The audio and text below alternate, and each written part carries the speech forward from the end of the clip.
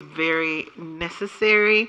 I just don't think we're there yet. I really think we need to build a solid foundation and help us to be successful with some of our basics, and perhaps we can embark on some of these more aspirational, important things in our next phase. But right now, I'm trying to solidify your base.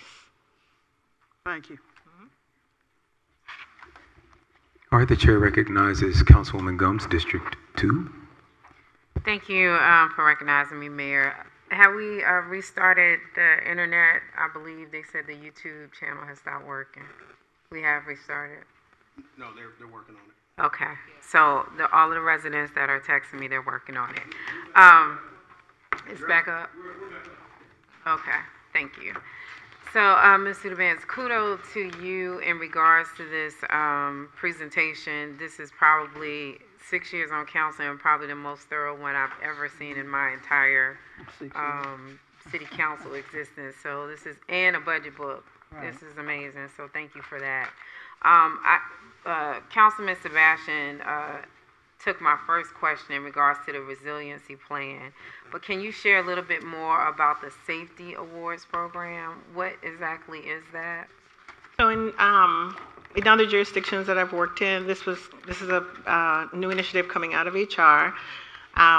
You essentially incentivize employees for being safe. So employees who drive for a whole year with no preventable accidents, no incidents, no tickets, they may get recognized and get a small award.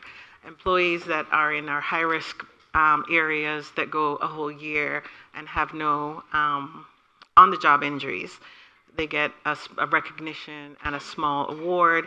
And quite honestly, in other places, you really can make it very competitive, and also a morale booster for employees because they get the opportunity to be recognized really for doing the right things. Mm-hmm. We can't always penalize people. Sometimes we have to incentivize them to be more careful and to, That's like you get when you drive and you get the Safe Driver Award and they give you a deduction on your insurance premium. Mm-hmm. This is sort of not the same thing, but it's a way to encourage employees to recognize that safety, and lack of safety is a real cost to us.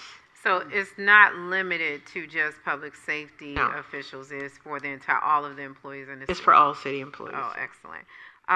One of the things that I'm concerned about is the streamlining. Are we, in the budget, did we think about the streamlining of the permitting service or putting more resources behind the permitting process? Because that has been probably one of the things that generates a lot of money for the city of South Fulton, but also is a hindrance sometimes.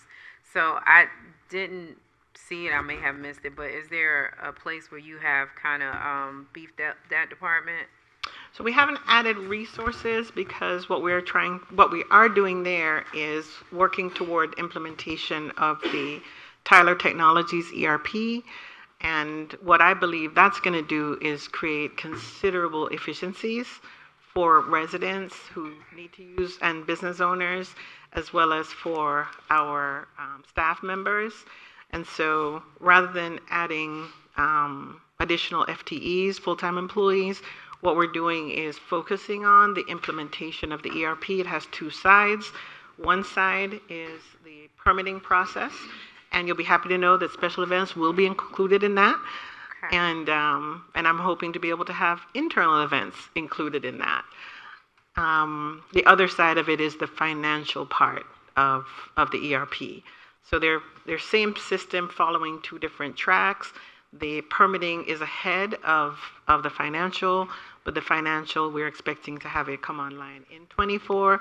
Again, that's one of those things that we're carrying over from fiscal 23, and you will see that come back to you because the project isn't finished. Okay. And the environmental inspector, I'm really excited about that. I know code enforcement wanted that position. Is that a full-time or a part-time role? That's a full-time role, and the amount is just basic, at the lowest level. It probably is going to come back higher than that, but we put it in at the rate that that the department requested it. And their overall job would be to pretty much, I guess, identify EPA issues or things of that nature, some of the stuff that we're having within our community. Correct. Okay. And also represent us in court and have that subject matter expertise. Okay, so they would definitely be the subject matter experts, so they'll have the skill set to deal with that. I think that's pretty much it. I think it's important to explain what we will possibly use the rainy day fund for, because I do get a lot of questions in regards to that. Sure. I'm glad you have shared the realistic truth about where South Fulton is, because a lot of people think that we don't have funding or finances or whatever the case may be, and you could see through your evaluation of the budget that we are doing pretty well. But can you share exactly what the rainy day fund could be possibly used for? Sure. I can give you a real life example. I worked in a community that got rocked by a very, very bad tornado and back to back. One was the beginning of January, the other was the end of January, and we had to do a considerable amount of cleanup, restoration, repair of the right-of-way, and, people are of the impression that FEMA and GMA come down and write a check. That's not how it works. Mm-hmm. You have to pay for everything. And then you go through a long, tedious, tiresome process to be reimbursed. The rainy day fund allows the government to have the funding to be able to respond to community needs in case of emergency. And so the other thing it does is it buffers you in case we have another 2008. If the market crashes and all of a sudden the bottom drops out, you don't want to have to lay off police officers. And so it gives you some cushion because the market is cyclical. People think, the last time I saw 8.5% interest rates was in 1990 when we bought our first home. Nobody ever thought we would see that again, but here we are. So things change. The rainy day fund allows us to prepare for the future. It's pretty much what you try to do in your own home. If you can, you try to put aside a little money so when that roof needs to be replaced, you have a little bit of reserve. I know that most of us have, we go paycheck to paycheck, but in an ideal world, you try to save up for a rainy day.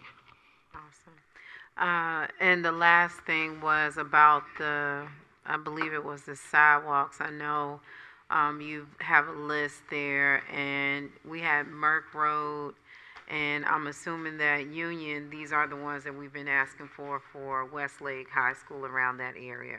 Okay, so I just want to make sure I'm putting that on record so everybody can go back and look at the recording and see that Councilwoman Gums has still been working on these sidewalks. So. And we have met with the school district, and they've basically said they've done everything they're going to do, so the rest is on us.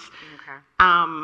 I will say this, that on some of these bigger line items in the budget, we will come back to you and confirm all the projects that are inside of these before we go out to bid on these projects.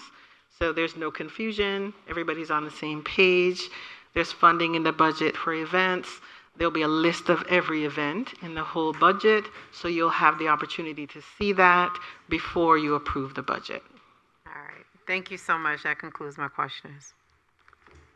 The chair recognizes District 3 Councilwoman Willis. Thank you for recognizing me. Ms. Subadan, I want to commend you on presenting and proposing a thorough budget. I agree with the rest of my colleagues. This has been the most thorough presentation in my 6-year tenure here serving on council. I am also very appreciative for page 18, which highlights the exemption. That was one of the things that I asked for. And it's the reason I asked for this property tax exemption is because I eyeballed a few of the seniors in my district and asked for this information from the tax commissioner's office. And what I noticed is that most seniors that are 62 or above is paying zero to minimum taxes in our coffers. And then I did deeper research to find out why that is happening, and did deeper search to find out other cities don't have the exemptions that we have. Right. But when we have these exemptions, what happens is that someone has to pay for exemptions. And it usually falls on the people who are not 62 and above. And that's okay, because I do want our seniors to age in place, and I do want them to be able to afford to age in place when they have paid into the coffers for many years. And I'm hoping I will get that same favor when I'm 62. But the fact of the matter is, we often hear that we're not doing anything for our seniors, and we're not taking care of our seniors, and the data doesn't lie. We have, in the city of South Fulton, been exempting over $32 million of our taxes, meaning that that's money that's not being paid into the general fund, to make sure that our seniors continue to pay zero to minimum property taxes, wherein most of the services in the city are being paid for, 48% of our revenue is coming from property tax. So I just wanted to highlight, am I understanding this correctly, that 62, we have 1,291 seniors that are 62 or above, and we are currently exempting $1.9 million in taxes, meaning that they're not paying any of the taxes. We also have 1,344 seniors in the city, and we are exempting 1.7 million of their taxes. Then we have another senior exemption where we are exempting 716,000 of taxes. And some of the seniors are paying zero to minimum taxes because they can get double exemptions based on, not only their age, but also if they are veterans or disabled. Am I understanding this correctly? It is correct, and if you look in the budget in brief, there is a glossary that explains each exemption category in more detail. We did a summary here in the presentation to make it less cluttered, but if you look at the book, and the book is for you and for the citizens, there's a glossary page, and it identifies what each of the exemption categories actually means. And so I want to dispel the notion that we're not giving anything back to our residents, because when we became a city, we were in a deficit. And when even though we were in a deficit, the city council was committed to making sure that we brought over every exemption that residents were receiving on the county level. And that's how, against our financial advisor, who does not agree with us giving all of these exemptions, everybody on the city council has committed to making sure that these exemptions stay in place so that we can take care of our seniors. We, in addition of giving back to our residents, have with the sanitation, and that then an application needs to be placed on the website, provided sanitation assistance. That's whoever receives those benefits. Those are benefits that we have to pay for. Taxpayers who do pay the taxes, the small business benefits that we gave to small businesses, the rental assistance that we provided to people who live in the city who qualify for rental assistance. We are constantly keeping in our forefront, how do we take care of the less of these, the least of these, and our seniors? We are constantly giving back. And so with that being said, can you please expand or expound on why you think it would not be prudent for us to do a rollback when we are not increasing the millage rate? The millage rate will still remain the same, and we still will continue to keep these exemptions in place. We could still look for ways to give back to the least of these and the less of these and the seniors, because we have not asked you to we have not made any decision to get rid of any of these exemptions or not go forward with the rental assistance program, small business programs. Would you please expound on why you think it would not be prudent for us to roll back and to keep our millage rate the same? So from my perspective, and you're the policymakers, but from a professional perspective, just like the cost of doing business for everybody has increased, the cost for doing business for the city has increased.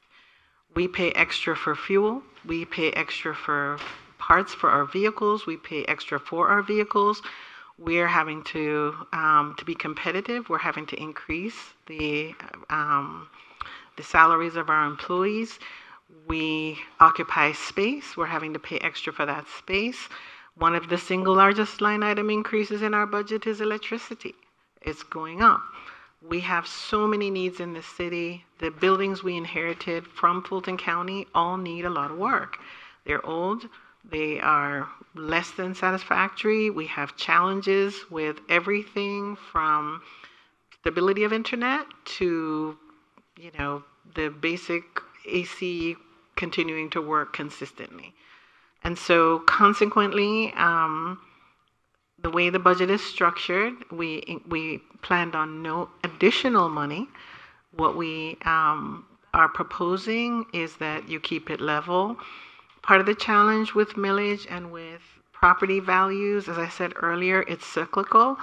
If you decide to do a rollback, which is your right, you're the policymakers, just understand that that is a reduction that you never regain. And the hardest thing that you will have to do, if you have to do it, would be to catch up. And that will be a much more difficult conversation to have. And you may be forced to have to do that. I've been in governments that rolled back year after year, and then they had to raise their millage rate by 2.5 mils just to be able to pay their police and fire. And that created a riot. So, the conservative approach is to keep it level. That's my recommendation, because you just never really know what the market is going to do. And so, yes, we're definitely seeing a property value increase at this time, but all of us have lived long enough to know that it has not always been this way. Thank you. And I just would like to make a valid point to what you're saying. This is what we are experiencing with Fulton County. They made a rush and irrational decision to roll their millage rate back, and now we will see a significant mill rate increase to help them pay for services that are much needed. And that request to roll the millage rate back was opposition to many of the commissioners, and they were ignored. And now all of us are going to have to pay for that. Again, I am not in any way recommending that we take away any exemptions from our seniors. But I would venture to say that the city of South Fulton is one of the best cities for seniors to live, because I was told today that the average tax bill in the city in one of our major cities is $563. They do not give the exemptions that we give in the city of South Fulton. If you are the age of 62 or above, you are paying zero to minimum property taxes. I looked at several of my seniors in my district property tax bill, and they are now getting the L3, the L8. Some of them are getting the S5. They are reaping the benefits of 45 exemptions. And I'm not upset. I'm happy for them. And I don't mind not taking a rollback and paying what I'm supposed to pay, so that our seniors that are 62 and above can continue to age in place at minimum to zero taxes that they are currently paying. The other thing that I would like to ask is, in the current budget, have you considered, and this is an action that we requested of the former CDRA director that we did not see coming to fruition. And it's a cost savings that I think that we need to consider, and that is bringing our building inspection process in-house. We are currently paying a contractor close to $4 million for the last time, if it's not $4 million, it was close to $2 million. Does anyone have any? So we are close. Charles Abbott. Right. And so we worked with them to go to a flat rate, and the flat rate is considerably lower. We are still looking to hire a chief building official that will work for us. And so there are two potential options. One of them is to come back to you with a hybrid model, or continuing to go do the work of trying to hire building inspectors in-house. Given the construction market, that is a challenge because these inspectors are working for private companies and making a ton of money. And so, but we are close to being able to hire our own chief building official. But we did also negotiate a flat rate with them, saving this city $800,000 a year. Okay. The other thing that I want to ask is a grant department. I'm not necessarily in favor of a grant department. Because we have not been successful with hiring a grant writer in over 6 years. We have had many of grant compliance, and there's a difference. Are you recommending that what are you recommending? Because I know that we're not taking advantage of enough opportunity in the grant area. So what are you recommending that we do as far as us securing more grants? Well, my recommendation is similar to when I watched your meeting before I became an employee here, I remember hearing more than one of you talk about hiring the subject matter expert to write a grant dependent on your needs. And so there's funding in the budget to be able to do that. There's a grant manager and there's a grant coordinator in-house, Okay. but that person will help us with compliance. I am very concerned about compliance. It's one of those things that if you do it improperly, you get clawed back.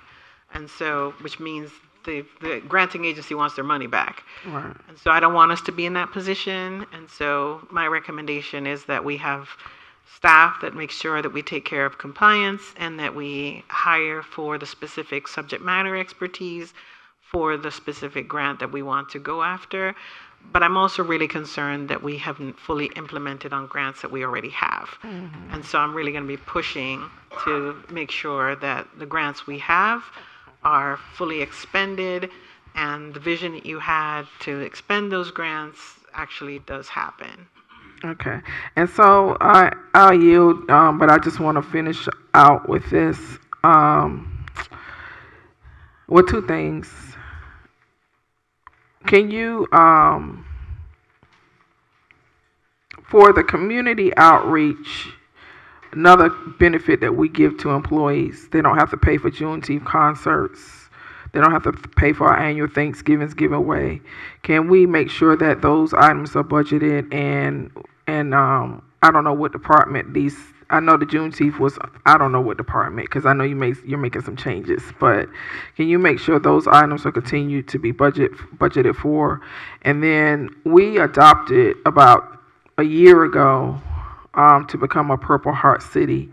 And if we are a Purple Heart City, we don't just need to put out graphics that we are a Purple Heart City. We need to do something to commemorate that we are a Purple Heart City. We have a lot of veterans in our city, and as a body, it was sponsored by Councilmember Reeves. I respect that, but we need staff to look to see what other cities are doing to commemorate and bring that recommendation back on how we commemorate our veterans, because again, this is 2023.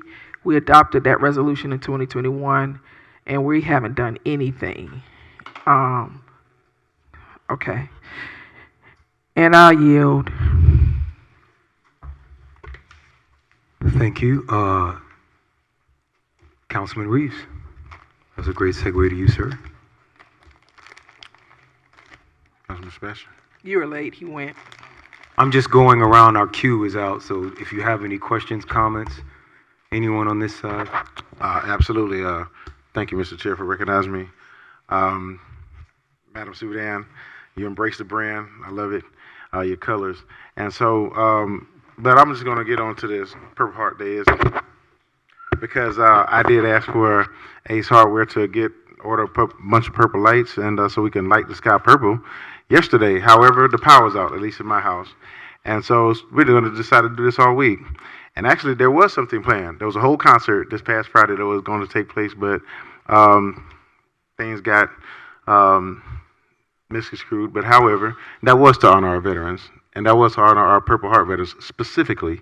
But, you know, however, I digress from all of that. And so, but the city should do something and should have something in there for our veterans, particularly those who have earned that Purple Heart Award. And that was my legislation, and thank you, Council, for passing that as well. However, back to here is the sidewalks for Highway 279 and from Flat Shoals and 138. Have all those right-of-way acquisitions been acquired? And is that project going to get started underway? Or where are we at in the process with that? Can I get back to you on the specifics? Absolutely. Okay. Absolutely. On page 4, goal 4, to focus on economic development to promote a healthy and prosperous economy. Does that include establishing a LSBE program, a local small business program, for future procurements? Not specifically. If that is something that you have in the queue or something that you want us to focus on, then certainly we can go back and figure out how to incorporate that. One of the things that I'm asking for is the establishment of a procurement department. I'm not sure if you caught that. Yes, ma'am. You did. And so in there, I'm also asking for a compliance officer. So that would be an appropriate area for us to develop our SBE program, an MBE program. Awesome. Thank you for that. I do thank you out here on page 20 for the bridges that Stacks Road is included in that. And so over CXX, and because I've been asking for, because that train stops, right? And it usually blocks up sometimes Mallory and Fairwood. And however, sometimes it sits there for 16 to 18 hours. So really the only way to get over that is you have to just go over the railroad. And so a design for that would be great. Workforce development and implementation of best practices. That's good because, you know, Parks and Recs has a workforce academy. And so I advise y'all to look in towards that, as also to the historical resources survey, as Burdette Park and Burdette Field have made national history. And so I do look for that those to become historical landmarks because there will never again be a first in the nation. And so, and thank you for bringing a rendering, a visual of our fire station, our public safety headquarters, and City Hall, as I think that this is something that we can all get behind, buy into, as we do have something tangible that we can see. And so if you can just get those little models in the glass case, so, you know, this, that'll be awesome. And so that our constituents can come up and see that as well. And I do look forward to the digitization of the signage, particularly at our parks. I think every park should have a digital sign. That's also for anything that emergencies and messages that we want to get out there. But outside of that, thank you for this thorough job. You're welcome. Thank you. The chair recognizes Mayor Pro Tem Williams Brown. We're going to just give everybody a first pass. Everyone over here has spoken once, so if there's anyone who needs to speak for a first time over here. I didn't want to get shouted at. Thank you, City Manager, for a very professional, very thorough briefing. I know that since I've been on the council, this is the type of briefing that I've been asking for the past year and a half. And so I'm happy that we are finally in this place where we can have a detailed budget presentation with everything laid out very clearly for everyone to understand. And that's all I'm going to say, because most of what I wanted to say or questions I wanted to ask have already been asked. So thank you very much. I'm glad you're here. I appreciate your professionalism. I appreciate the work that you're doing to bring order to our operations into City Hall. Please don't quit. Thank you, Mayor Pro Tem Williams Brown. The chair recognizes District 7 Councilwoman Linda Pritchett. Thank you for recognizing me, Mr. Mayor. Ms. Subadan, when I got here in December, it happened to be during, it was freezing, and there were a lot of pipes bursting, and we had to open up some warming centers in some of the facilities that we have. And a few of us had to scramble to provide water, because a lot of residents did not have water for at least a week, which prevented them from being able to use the sanitation services in their homes. And so many of us had to scramble to get water donated or look for water, which was a scarce resource at that time. And additionally, I remember going to a few warming stations and seeing that there wasn't any hot food for people that went there, some of the homeless or people that just had to shelter there. So I was wondering if in your presentation there was money budgeted for that type of thing that would, I guess, fall under public safety? So not specifically, but we do have a little bit of contingency. And so that would be an opportunity to tap that. But having the experience of knowing that happened, what we need to do this year is go into the winter by being prepared. And there is funding for facility master planning. As we do our facility planning, space planning, I think we also need to be looking at how many of our facilities have generators and are capable of working well under those conditions, as well as being fully stocked. And I'm certain I can work with the fire department to make sure we're prepared. Thank you. And sometimes even in those situations, we wind up having overtime, for personnel. Also, in the last few months, I think it was July, or I forget what month it was, that we had the situation now for the second year with Mr. Rick Ross and his pool party and those type of activities. And I'm very pleased that public safety planned extremely well for that situation. However, Mr. Ross has never reimbursed our city for a lot of the overtime that was spent. That was an exorbitant amount. And so now that we see that these type of things may happen from year to year, if we can get an input from Chief Meadows on what that overtime expenditure would be, and even look in the future to recovering those costs from Mr. Ross or anyone that engages in these type of activities that wind up pulling officers from areas that they're actually needed to be able to just keep traffic flowing and things, going well. In addition to also looking for money and resources to deal with some of the littering that takes place after those type of huge events, which I think we did pretty good. However, we wind up on the news for something that had nothing to do with us, but we certainly want to make sure that we have people that can point out to the businesses what they need to do and a mechanism for the cleanup. With that, I yield. Thank you. Thank you. All right, I hear everyone, and it looks like our queue is back up, but I'm going to go to these folks. I think the rainy day fund, just to offer for Councilman Pritchett, I think that's a great place to do some of that emergency assistance that you were talking about. We actually were devastated by a tornado here in 2018 over in District 4, and with that, we're going to do the second round of Comments starting with Councilman Sebastian. Thank you, Mr. Mayor. Madam City Manager, thank you again. This is excellent. It's going to be by my bedside with a small nightlight. I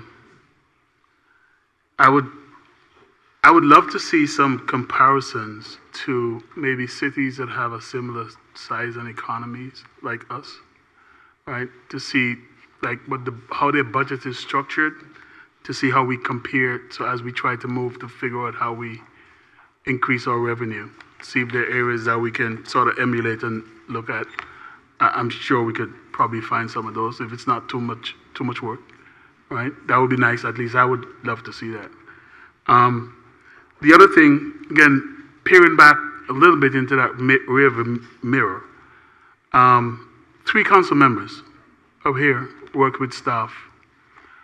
Myself, Councilmember Reeves, and now Mayor Pro Tem Williams-Brown, we had several meetings with staff to flush out this issue of the grants and the grants department.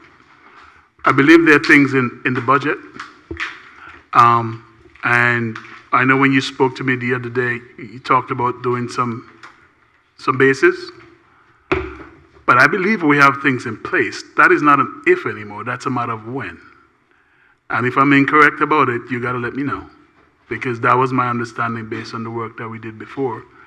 If not, I would have to get with the 3 council members to decide what we have to do to make it happen. When we went on our trip last fall to Washington, D.C., I remember sitting down with Senators Ossoff's staff, and we mentioned what we were doing in terms of trying to put together that grants department, and they were ecstatic. And they were like, you guys are ahead of the game. If you guys can get this up and running and going, you will be ahead of the game, right? We all know that there's lots of money out there. We need to find ways of efficiently accessing those. So if you need to meet with the 3 of us again to figure out what our vision was for doing that, I would suggest that maybe you do that, because there's probably not enough knowledge that was passed down accordingly. I'm going to go back and I'm going to look at page 18 again. And I want you guys to humor me for a second. Page 18 gives a total people. In that column, it talks about the number of seniors. And the total of that column is 23,500 people affected by this $32 million exemption bill. Am I off base or am I correct? All right? 23,517 people getting $32,543,642. You know what our population estimate is? 112,000. So it simply means that if you take away 112 and you take away 23,000, we're talking about 80,000 plus more people who are carrying the rest of the bill for this city. We have to be very, very careful we don't tax people out of their homes, which would negatively affect our economy here and give us another set of problems that we might be creating for ourselves. So again, I'm just saying, humor me. Look and see where we can find the money to do some level of rollback. Because again, going from 55 million to 206 million from 2006 to 2023, in a short set of years, even though I know we have a lot of things to do, but this is a government, it is not our household. It don't mean we have to achieve everything tomorrow. So I'm just saying, be careful that we're not taxing people out of their homes. A homeowner came and knocked at my door, and she said to me, I got into my home during the downturn of the economy when homes were being sold for cheap. Now that the value has increased significantly, I am paying that level of taxes on it, and I'm struggling to pay it. And I guarantee you, she's not the only one. So I just want to caution us. While we, have the lights in our eyes and we're looking at all this money, I want to caution us that we're not hurting people in the process. And I yield. All right, the chair recognizes District 3 Councilwoman Helen Willis. Thank you for recognizing me. I just want to give a snapshot because we did not go from 50 million to 178 million overnight. Last year, our fiscal year budget was 178 million. When I got elected in 2017, we were operating in a deficit. We did not have a reserve fund. In fiscal 18, we still did not have a reserve fund. In fiscal 17, because we had to prorate, we had a $21 million budget. Fiscal 18, we went up to a $65 million budget. Fiscal 19, we went up to a $68 million budget. And so we increase every year, which is a good thing. Because it shows that we have growth, it shows that we have been fiscally responsible, and it shows that we have been prudent. I am ecstatic to hear you say that we have a $70 million reserve when we went from a deficit to a $70 million reserve. And one thing for sure that we are not doing is that we are not taxing our seniors out of their homes, because the average senior in this city is paying 0 to minimum property tax, and I am still committed to making sure that we maintain those exemptions so that we can make sure we take care of our seniors.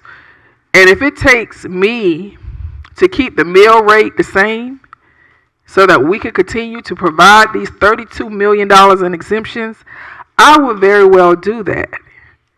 I remember when most of the homes in this region were upside down. I remember that day. And that day was not that very. I remember when I had to hold on to rental property and pray that my tenant paid their rent every month, because I had an option to either hold on to it, pay the rent, or short sell it, because the market was upside down. And thank God the market came back, because I got out of that rental home as fast as I could. I sold it as fast as I could. So I'm glad. We can't have it both ways. Mm-hmm. Because I remember when people wanted to finance their homes, and they couldn't finance their homes. Why? Because their homes were upside down. They could not get their property to appraise at the rate they needed to get it appraised to finance their homes. So we're seeing better days. And I am proud of Mayor and all of council, especially of us who was in this fight for 6 years, because we struggled. We robbed Peter to pay Paul. And that's why we're behind in some of our facilities. Now we have to give what residents have been asking for. They want better roads. They want better facilities. They want more lighting in the city. They want all these things that you highlighted in the budget. And what's most important to me is that we are not increasing taxes. We are not increasing taxes. We are not increasing taxes. We are maintaining our mill rate. Now, we are paying more because our values have gone up. And that's a good thing. That's a good thing. And we are still taking care of the average senior that is 62 and above.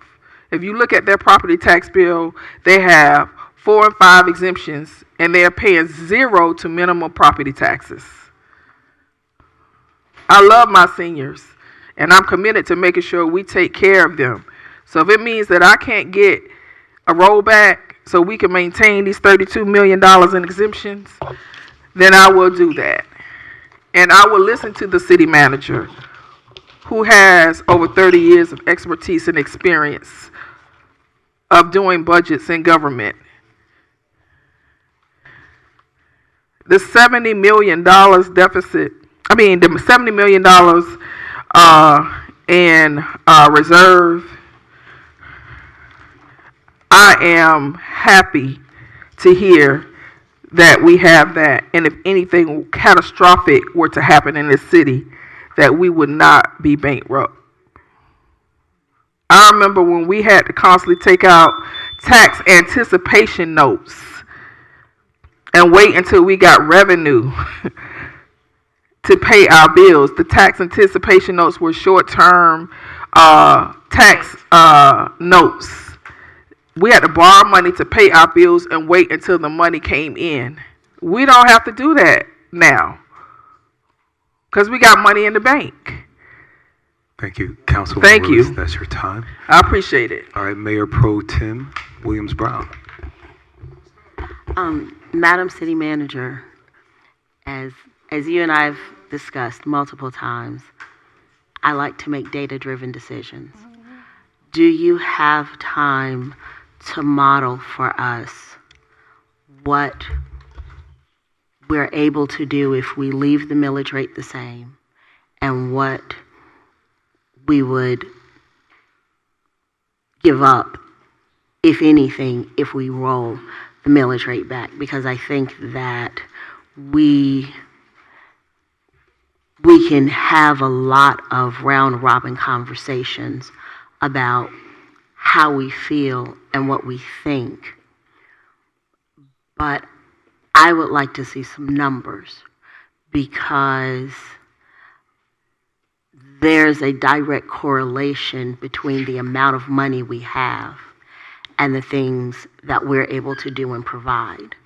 And so I think that not only for our own understanding, but also for the understanding of those 112 residents of what we would not be able to do for them, what do we lose, if anything, if we roll the millage rate back, so that they can understand that, hopefully can understand that if we roll the millage rate back, then don't scream at us when you can't get somebody to answer the phone because we only have one person in a department and we can't hire anybody else because there's no money.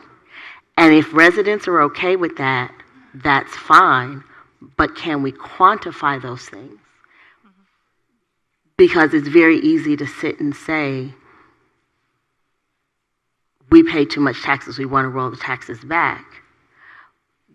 But as my father would say, if you were here, you got to pay the cost to be the boss. I believe that was his favorite B.B. King song.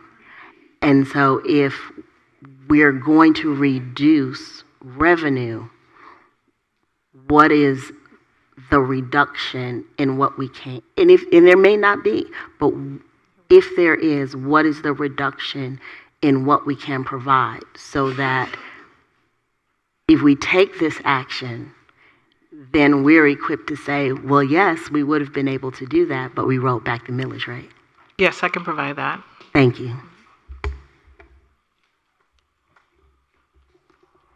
All right, we're going to move, but I do want to mark this day on my calendar. I agree with Councilwoman Willis.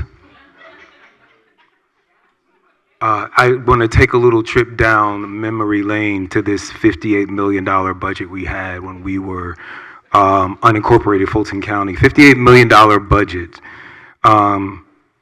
had our streets so horrible. We have spent the last 6 years repaving them, many of them for the first time in 15 or 20 years, and some people are still waiting.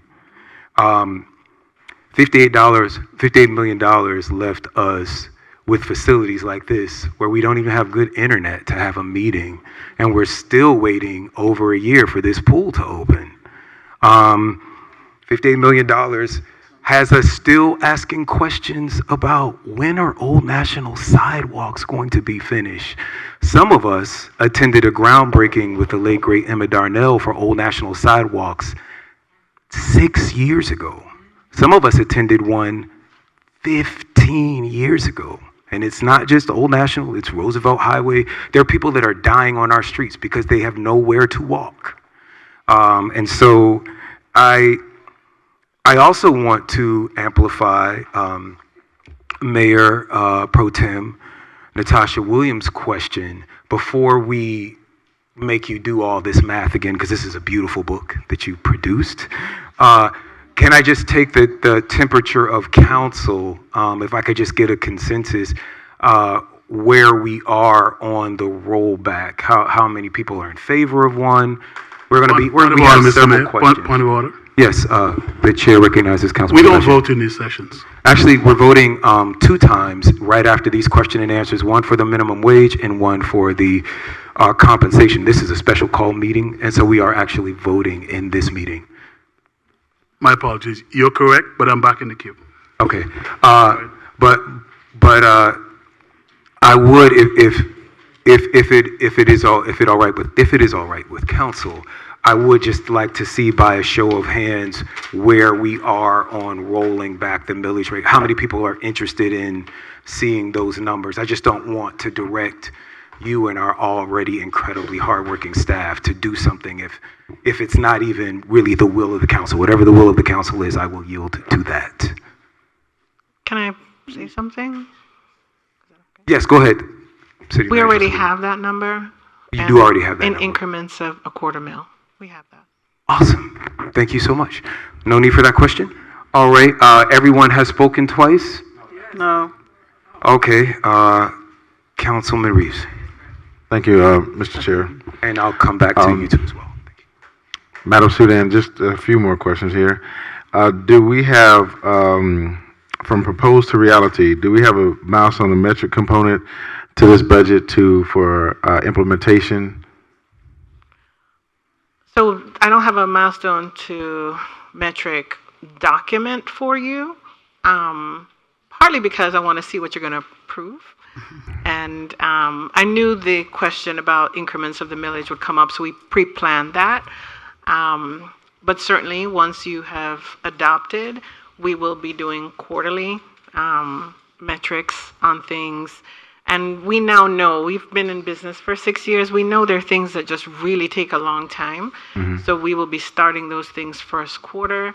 And we also know some of the challenges in the market. So there are things that we'll be kicking off very early in the year. So to answer the question, do I have the document from conception and to metric? I don't.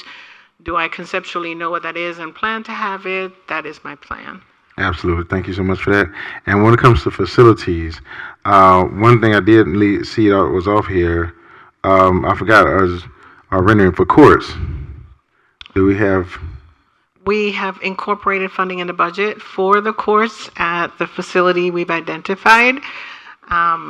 We are working with Fulton County right now to try to assume that lease, and more to come on that, but there is funding in the budget for that. Okay, good deal. And as far as for CIP or capital improvement for Parks and Recs, I would like to see if there's possibly to get a mobile rec center. Yes, actually, it's like a little busway. It comes on the 3 sides, and they have all kinds of things, and parks can go into communities and just let them know of all of the great programming and things that we do offer. So that's just a suggestion. And so, but on page 26, when it comes to pedestrian safety and sidewalks, particularly on flat shows, our neighboring city did a great job of establishing look, and we would just kind of want to take that from the continuum on where our boundaries lie and start there and continue on down flat shows. And so I did ask for that under the T-Spots too, and I do hope that that can be implemented. Thank you. All right.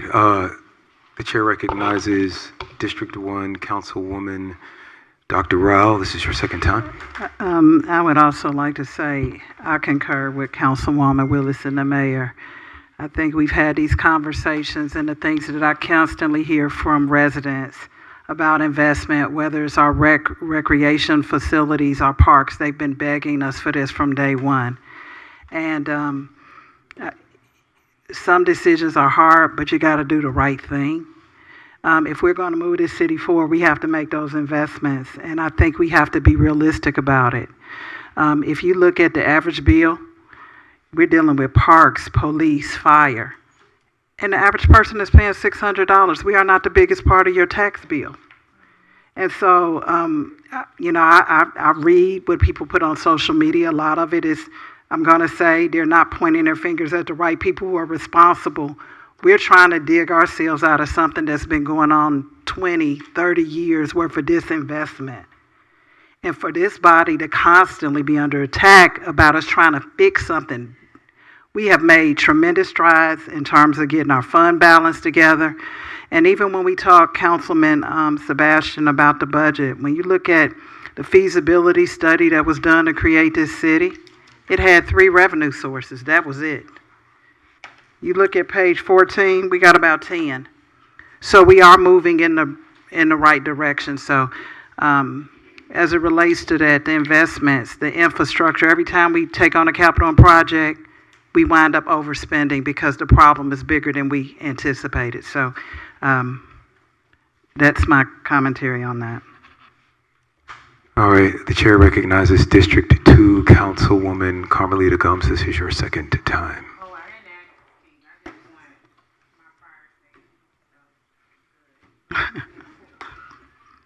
All right. Everyone has spoken twice. Councilman Sebastian, if I allow you to speak a third time, later on in this meeting, someone else will want to speak a third time, and we'll be here however long we're here. Do you want to speak a third time? Mr. Mayor, Madam City Manager said she's going to present us with a scenario. We shouldn't operate like a government that we want to behave as if we have something to hide. Right? I requested before, if I didn't put it as eloquently in detail as Mayor Pro Tem Williams, to ask specifically for the scenarios to be put together. It's on the floor. Madam City Manager says it's available. Councilmember Royal, just now in the presentation, that, trying to point me in the right direction, admitted that we have 30 years of disinvestment sometimes in some of our facilities. We are 6 years in. The 30 years is not going to get solved in 6 or 7 years. Sure. Again, I know all the stuff, all the lack of investment. Again, I was out there talking in the streets. Point of order, Mayor. The chair recognizes District 3 Councilwoman Helen Willis. Are we going to suspend the rules to let everybody go a third time? I am sure that we will have to. No. The only reason why I asked to speak again, because Councilmember Rowe referred to me, and I just wanted to put on record again, as I said, if she said 30 years of disinvestment, and we asked for the scenarios, just give us the scenarios, because we have nothing to hide. I congratulate you guys who were here in the early days, right? You guys did a great job in starting up the city and bringing it to where we have $70 million in the bank right now as reserves, right? But to me, that's even the point of not continuing to tax the residents or citizens at the rate that we're going right now. That we've gone through the startup. We've done it. You guys have done it before I got here. So I'm just saying, present us the scenarios and let's go from there. All right. I'll be sure to share it with everyone. We have 3 more budget presentations, so a budget hearing, so perhaps you can just incorporate it into the next budget hearing. So just in wrapping up, thank you so much for the kind words. None of this could have been done by me alone. And I can't say enough about the staff, the consultant support, public affairs helped us get across the finish line. So this was absolutely a team effort, and thank you for your support. Thank you, Ms. Subadan. Thank you, staff. Thank you. All right, Mr. Clerk, please sound the next item.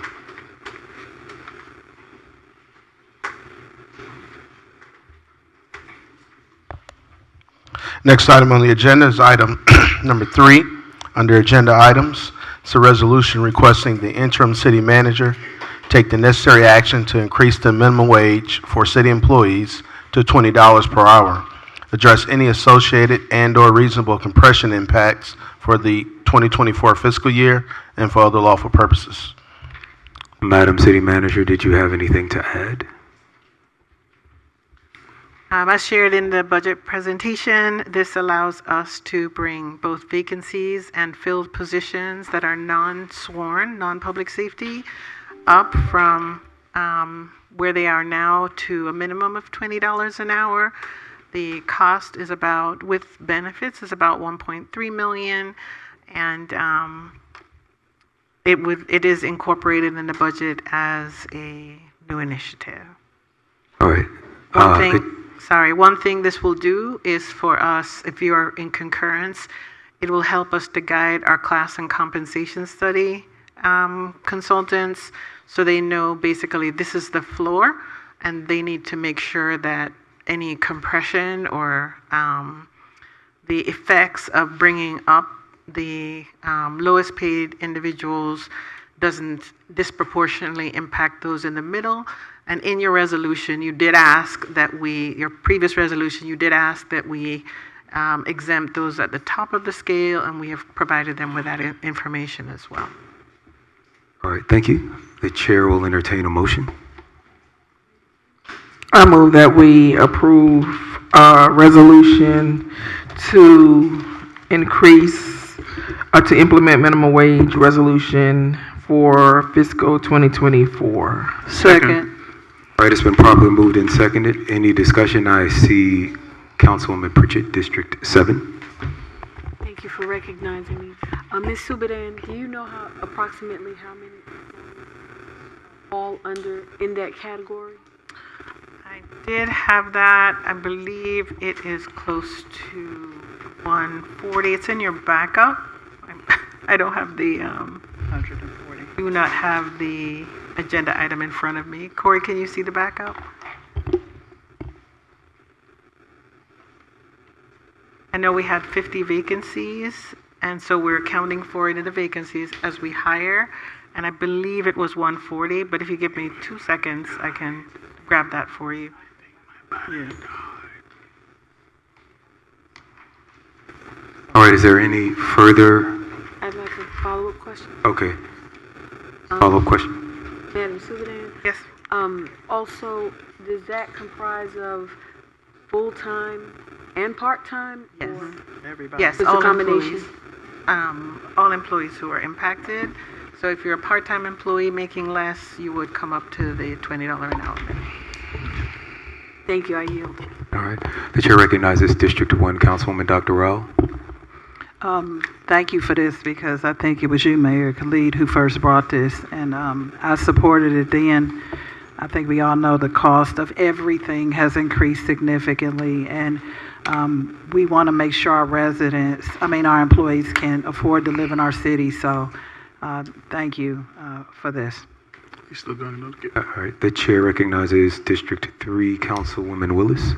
Yes, I want to thank Mayor for having the guts to bring this forward. I did not vote for this resolution when you originally brought forward, and I did not because I felt that when we did the wage and compensation study, that these individuals will be brought up to $20 through the wage and compensation study, but hence we are here in budget, and we don't have the wage and compensation study. The last one we did was in 2019. And in 2019, that predates the pandemic, and it predates the inflation that we all are facing due to the fallout of the pandemic.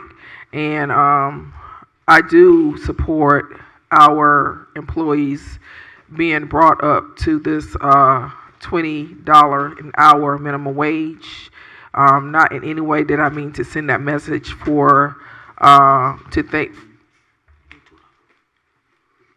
employees not to be brought up to minimum wage. I just wanted us to have the data to support it through the wage and compensation study, which we do not have. But I am pretty sure that once we get that study back, it may come back to say that we should be paying more than $20 an hour to our lowest paid employee due to inflation and supply and demand and the fallout of the pandemic. And I know there's still a Fair Fight 15 fight, but I have seen many national articles and periodicals where people are slowly moving to, $20 an hour fair fight wages for all. So I believe everybody should be fairly compensated for the hard work that they do. I support union workers. I support unions because that's what they advocate mainly for, is fair wages and working conditions. And so thank you for having the courageous foresight to go ahead and implement this, or recommend that we implement this on behalf of the employees of the city. Thank you. The chair recognizes District 4 Councilman Sebastian. Thank you, Mr. Mayor. Yeah, from day one, I was personally on board because everything has gone up. It has gone up for everyone. So I just want to again echo those of Councilmember Willis and congratulate you for bringing this forward. I think I put something in the legislative process that regardless of how people work with the city, whether they're part of unions, whatever, I would like to see everyone at the base. I may not get that, but if it's difficult for someone to live on less than $20, it's difficult for everybody to live on less than $20, right? So, I would love to see that piece, that whatever department you're in, whatever union or non-union you're in, that in our city, if you work here, that base, that is your minimum that you would get, that $20. And if our study shows that we need to go to 22, then, or whatever, then hopefully we can find the money to make that happen. Thank you. May I take a moment of special privilege, sir? The chair recognizes District 2 Councilwoman Gums. I'll come to you. Well, I forgot what I was about to say. I'm having a senior moment, but I do want to say again, thank you, Mayor. Again, I supported this measure. I think it's important because this also helps us with retention for our employees. I think that's someplace in an area that we are struggling with here in the city of South Fulton, henceforth why we have quite a plethora of vacancies. So I think this will also impact that, as we are really caring about our employees, and this is a place that we support and want them to come and work for our city. So I do thank you for that. I think you and Councilwoman Willis are on a roll tonight. Can we continue that so we can hurry up and move this meeting along? I'm hoping that you all will continue. So thank you. I appreciate that. All right, the chair recognizes District 5 Councilman Corey Reeves. Yes, I just wanted to take this moment of special privilege, as I do see in the audience a Purple Heart recipient, Mr. Paul Baldwin, and so I would like to acknowledge him as he is a member of District 5. So, two. Where's the other one? Would y'all please stand up?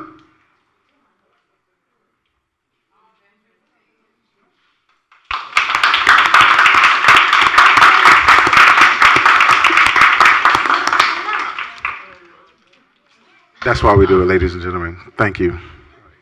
Purple Heart, his shame face. Recognize you too, sir. Thank you. Thank you, all of you standing and not, for your service. We will have council comments in the next section. I didn't know that's where you were going. All right, there is a motion and a second on the floor. Any further discussion?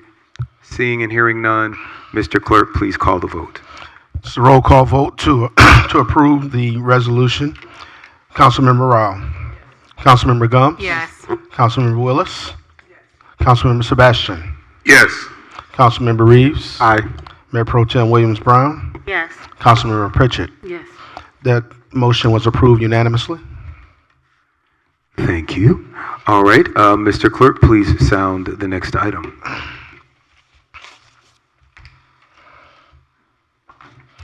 Next item is listed as item 4 under agenda items. It's an ordinance to amend section 1-3010, chapter 3, Mayor and Council of Title 1, Administration regarding the compensation and expenses for the mayor and council members and for other lawful purposes. This is the second reading. All right, the chair will entertain a motion. I'd like to make a motion to approve for the request approval of ordinance regarding compensation and expenses for the mayor and council. It's been properly moved and seconded. Any discussion? Discussion. All right, the chair recognizes Dr. Rao. Okay, I don't think I had one, but this is consistent with what we've talked about at $20 an hour compensation. And so I guess this would give the city manager the direction with the pay and class study, which again was done in 2019. So those are just my general comments. It brings everybody on par with the changes. Thank you. The chair recognizes District 2 Councilwoman Gums. Yes, with this, in 2019, I believe was the first time we actually went to request an increase to mayor and council, and that was actually based off of the increase that was done through the pay and class study. And at that point in time when it was discussed, we talked about doing it incrementally. And here we are 4 years later. We have to do this in an election year. So that is one of the reasons as to why it is in front of you as of today. But that is the reason why, because we did in 2019 say that we would increase incrementally, and we're still not even at the threshold of where we were slated to be in 2019. So I'm pretty sure once the current study comes back, it'll show that, you know, there may be a significant additional increase. But at this point in time, the mayor and council is complying with the 2019 pay and class study. So I just want to kind of add some color to a lot of stuff. I've seen some comments on next door. It's been 4 years, and as we talked about, even with in this budget, everything is increasing. Gas prices, inflation, everything. And I don't know what person would be on a job for 4 years without getting a promotion or at least an increase, even if it is just $2. So I think that a lot of these council members, they do work extremely hard. And that, you know, the money is available. So, you know, we're going to try to see what we can do as far as moving forward. So just wanted to add a little color to why we are in this position. Thanks. All right, there are no further comments. We can vote and take 2 minutes before this next meeting. Actually. Okay. You're in the queue? Said I was in the queue. All right, the chair recognizes District 4 Councilman Sebastian. Thank you, Mr. Mayor.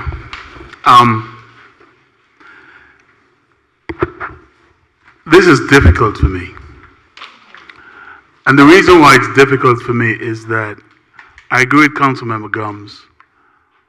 We all work extremely, extremely hard as council members. You know, I don't govern by social media. And I don't govern for votes. But what I do try to govern is to follow my conscience. We have been pushing back tonight against giving some residents a break in their taxes. And yet, we are okay, which I am, of having a $20 minimum wage, and we are now voting to give ourselves an increase. And yes, I agree, who would be on the job for 4 years without getting an increase? I get it. But the fact of the matter is, if we have a city, and we have seen inklings of it since city manager Subadan has been here, that we can get better, we can work more efficiently so that council members do not have to work as hard as we have to work.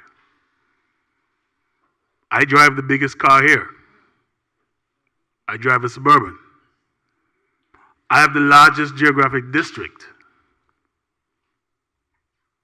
that I have to go from end to end to see my constituents or to attend meetings.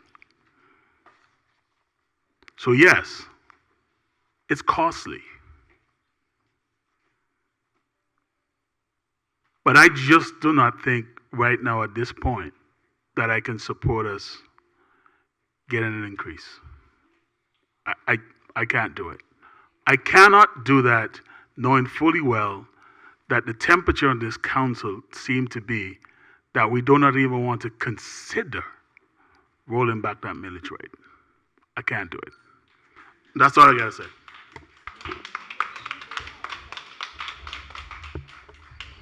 The chair recognizes Councilman Reeves, District 5. Thank you, Mr. Chair. Madam Subadan, I believe we spoke this earlier, and it says that if this so shall pass, that the compensation and expenses for the council, when it comes to the 5th district, to take that and put it into a budgetary fund so it can be used for the constituents instead of coming to the seats. And so I believe we still had to work something out with finance to make sure that that can occur. So, It's not legal. well, I'm asked the question, and I would love to hear from our attorneys and our city manager. They can effectuate that so very well. Thank you. All right, Mr. Attorney. That'll be an opinion I'll give later, not on. All right, Madam City Manager. It's a legal. I think that requires legal review.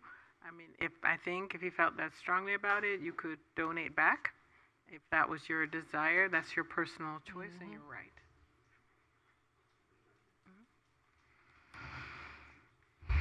All right, seeing and hearing no further. I'm sorry. The chair recognizes District 3, Councilwoman Willis. I just wish, everybody has the right to deliberate and feel how they feel. But this was done in 2019. And Mayor, you were a council member at the time when this was done. And I just would like to reiterate what Councilmember Gum said. The council opted not to maximize what was recommended that this council should get. We decided to do it incrementally. Unfortunately, it gets politicized because the only way you can increase wages is if it is in a election year. So next year is not an election year, so we could not increase our wages. We would have to wait until 2025 to increase wages again. And then the compensation study that we are currently under is probably going to come back and say that we should be getting paid more than this. And, and I want to give,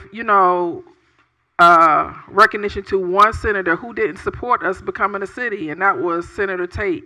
She was the only one that went to the well and argued that City of South Fulton salaries should have never been as low as it was. That our salaries should have been in concert with other cities. And so I support this because we have data to support this is where we should have been 2 years ago. And this is not only going to increase the council, it will increase the mayor as well. And this is based off data, a compensation wage and study that was done in 2019, and we are now in 2023. And I just would encourage anybody who does not feel that they should receive an increase to do what Councilmember Reeves said he's going to do, and he's going to donate his money back to his district. Thank you. All right, all right, we're a little over time, so we're going to go ahead and, I'm going to go ahead and call for the vote now. Mr. Clerk, would you call the vote? Mayor, I'm in the queue. The chair recognizes District 7, Councilwoman Linda Pritchett. Thank you so much, Mr. Mayor. I wanted to reiterate what Councilwoman Willis has said, that we Could you speak into the mic, thanks. that we can only do this during an election year. But additionally, since I've been on council and I've attended Georgia Municipal Association trainings, what I have found that's really interesting, and I think that the audience should know this, is the city of South Fulton is a major city, major city in the state of Georgia. So much that our individual districts are larger than cities, the majority of cities in Georgia. When I got elected in December, 18,000 people were in my district. And the district continues to grow, even though we've gone through redistricting. So I do want people to understand that as we work to make sure that we provide municipal services, answer people's questions, put on town hall meetings, do community service projects. We run many cities individually. It takes a lot of our time. It's extremely overwhelming at times. And so to put that in context, again, it's a big job. We're doing it, and we have been modest from what I have seen prior to my coming. We've been modest at the compensation level that the council has operated under. That's my comment. Not you.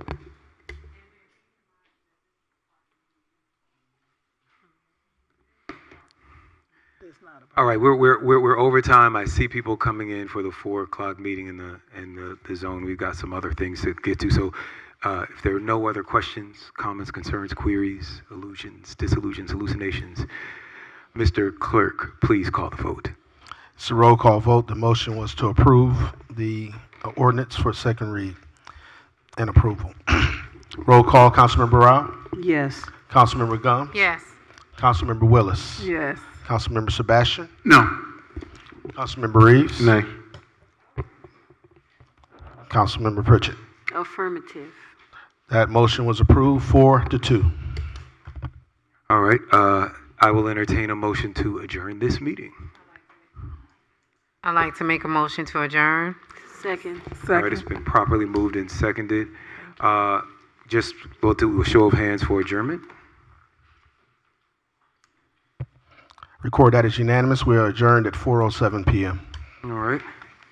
I'm going to go ahead and call to order our 4 o'clock meeting. Mayor, can we have a 5-minute break, laboratory break, if you don't mind, please? Okay. We do have just to be clear, we do have a work session and we don't really have a zoning. No zoning. No zoning. All right. So, all right, we don't really have any zoning cases tonight, and we're going to be realistic. We're going to take a 12-minute break Yes. until 4:20. So I'm gonna get home early tonight. yes. Oh, thank God. That's wonderful. You're doing good, Mayor. Keep going.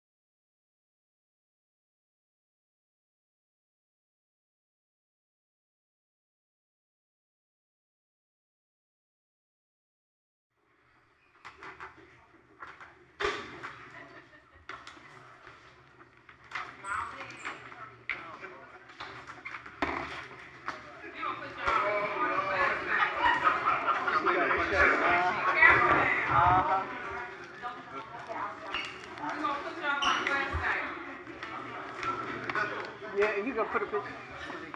Mr. Hammond, are you ready? All right, we are live. Welcome back to Welcome All Parks Center here at 4255 Willie Road in the beautiful city of South Fulton. We are going to begin our 4 p.m.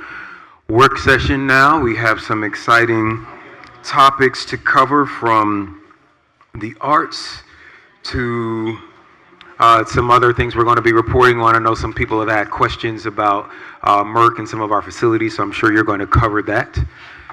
All right, Mr. Clerk, please sound the roll. It's roll call for the August 8th work session. The Honorable Catherine F. Rao, District 1. Yes, present. The Honorable Carmelita Gums, District 2.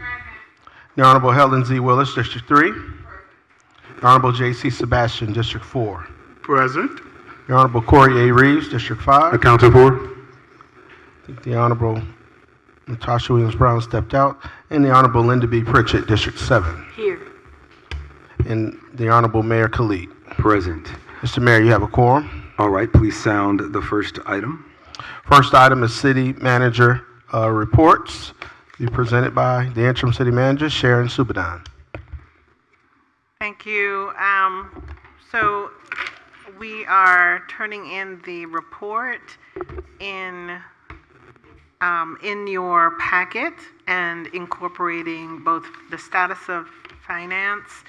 I did not do the traditional budget year to date in the city manager's report. Instead, I gave you an update on the status of the work that is being done around our finances. We're making a lot of progress and expect to be fully engaged in the audit process. Here, the portal is open. We've actually started that work. And because today was focused on the budget, we quite honestly didn't think it was that relevant to give you an update over last month on the year-to-date expenses. There's very little has changed. The Public Works report is provided in its entirety for you and gives you the status of Public Works projects, and city initiatives aligned with the strategic plan are also in that report.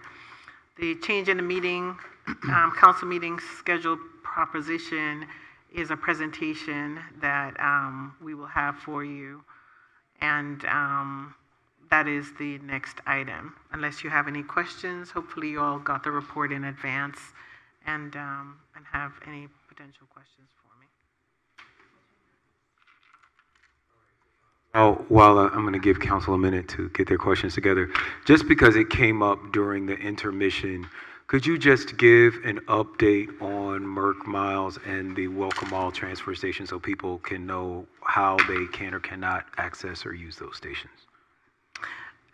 So the status of Merck Mile is we are reimagining how that has been run for 15 years, and the bid spec has been finalized, is being reviewed, and should be out on the street this week.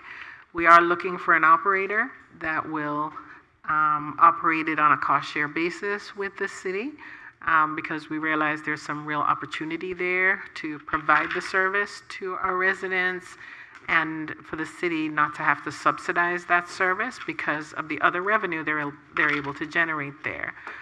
So that is in process. In the meantime, partly spearheaded in District 4, we are doing bulk waste pickups in every district. And through your individual newsletters, that information will go out, and residents are able to come bring items to that, including recyclables. And we've also partnered for shredding events to happen at some of the, or I think everybody has asked for a shredding event to happen in the district. So that information is being pushed out. That's kind of our interim solution, and we are continuing to work with Waste Pro on perfecting our bulk waste pickup as well. We learned after the fact from our residents that Welcome All, the private Welcome All facility, does not do recycling, and so we realized that is a real hole in our service provision, which is why we're doing the recycling along with your individual district programs. Awesome, thank you. I'm sure we'll hear more about all of these district events in our council comments. The chair recognizes District 4 Council Member Sebastian. As a reminder to everyone else, we have switched over in the queue if you're trying to get in the queue. Go ahead, Councilman Sebastian. Thank you, Mr. Mayor. Madam City Manager, I just wanted to thank you guys for implementing these bulk and recycle programs, and to my colleagues for agreeing to spread them across the city.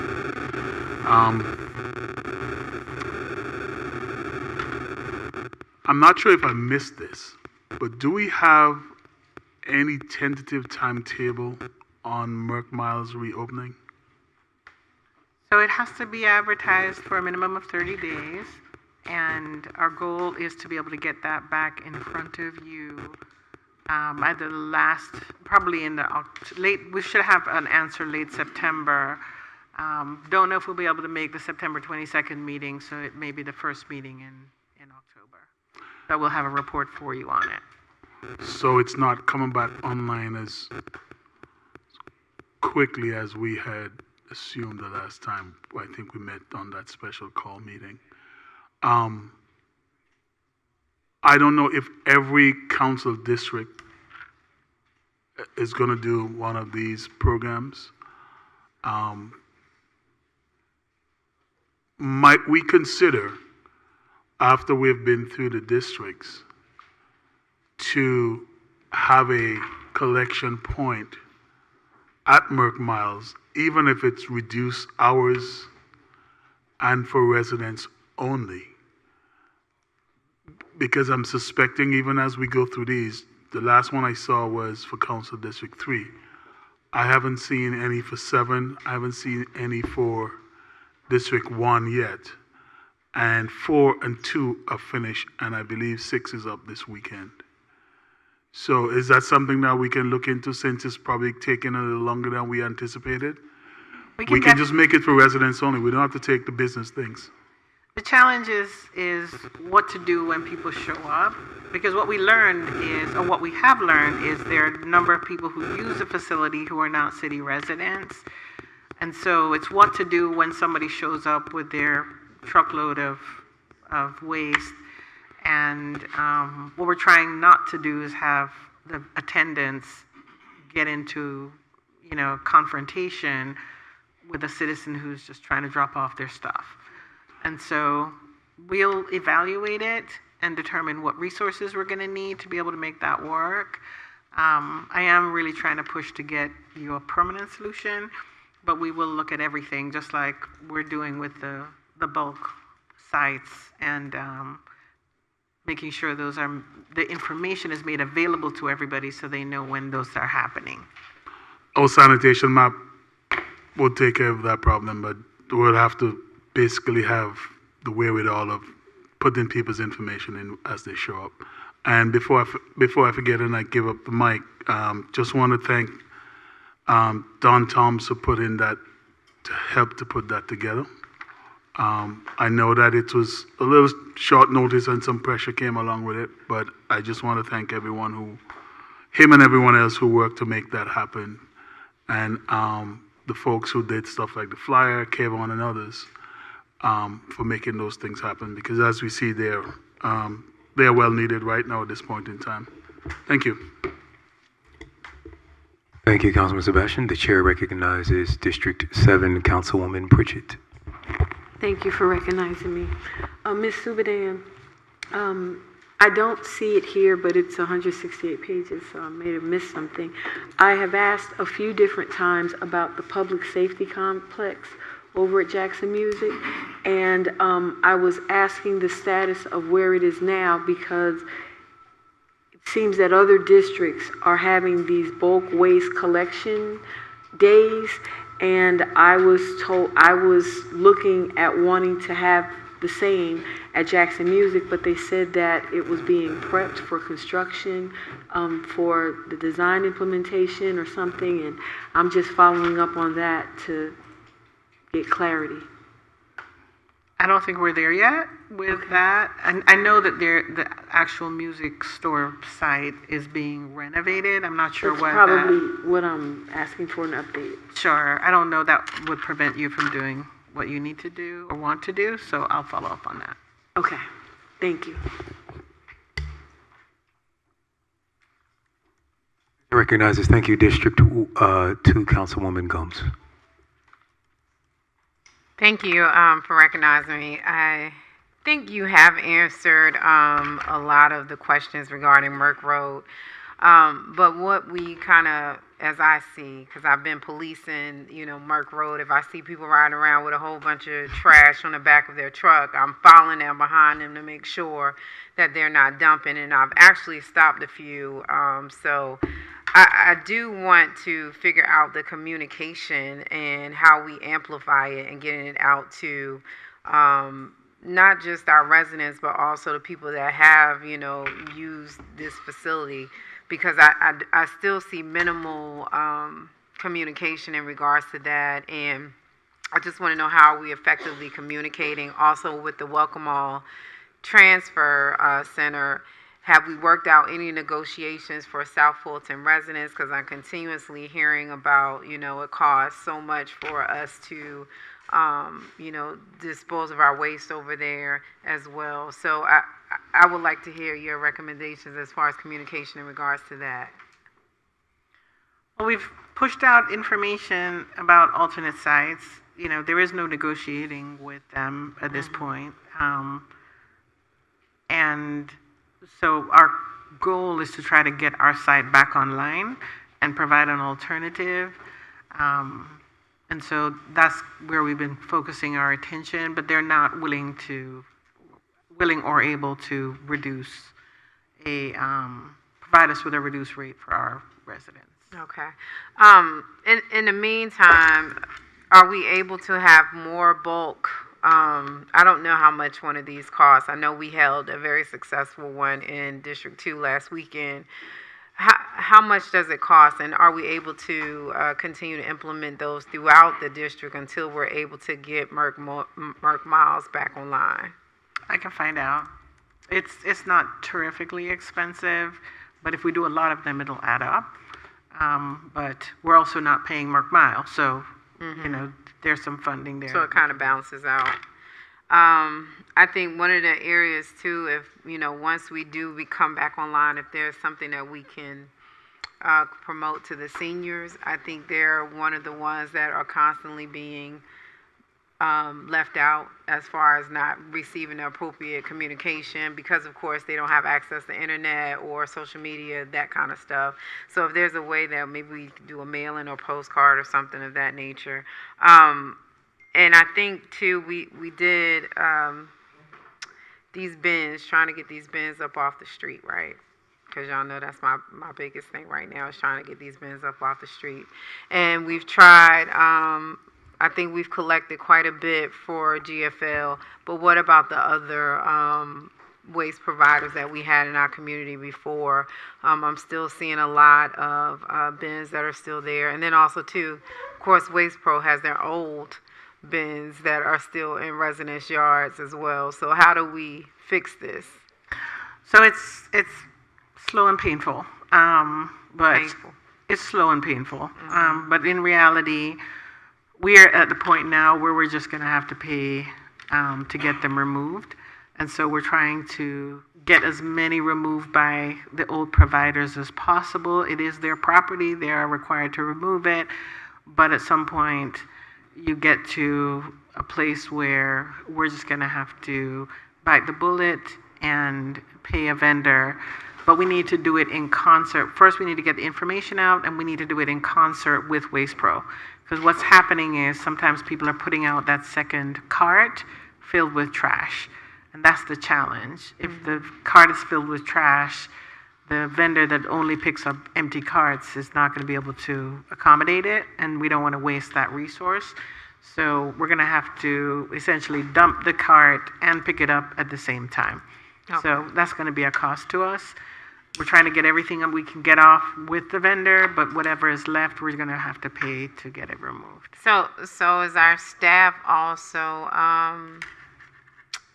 picking up those carts as well? So are we doing like small operations to get those carts? We have, and Public Works, thank you so much for approving that $20 an hour. Those are the individuals that are running out there when you send us a request or we get a request and we can't get the vendor to pick it up. They're running out there and putting it in the back of a pickup truck, and helping us out because the vendors the old vendors are non-responsive.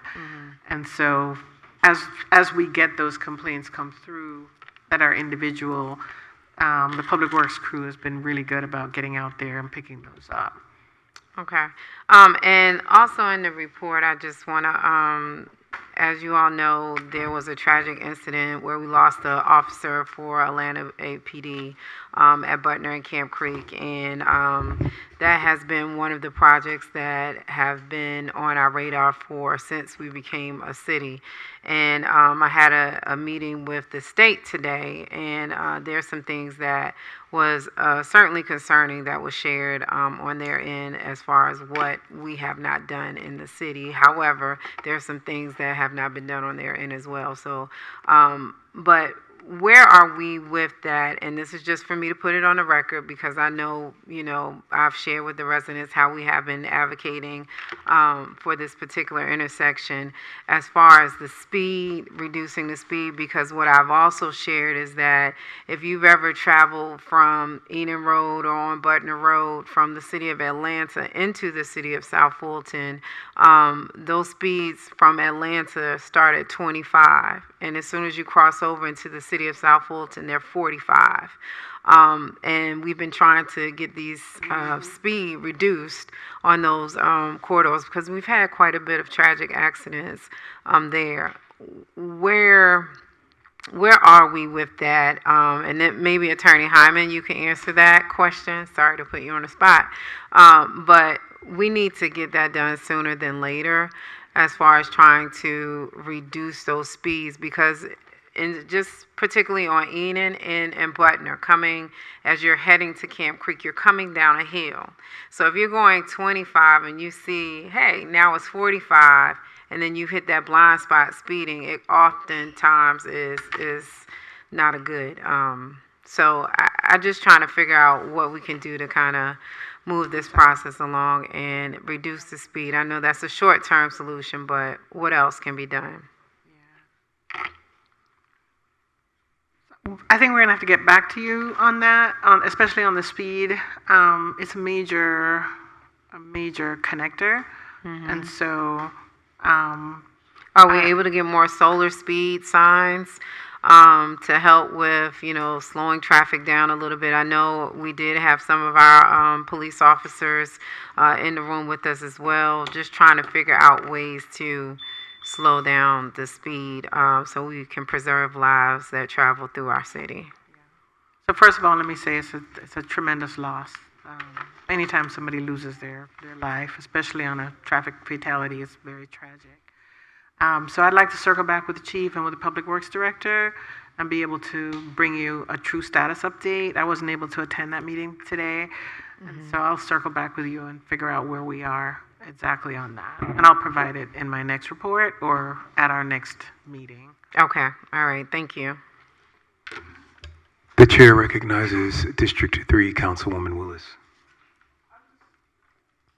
Thank you. I'm seeking clarification. Did the RFP go out for Merck Miles yet?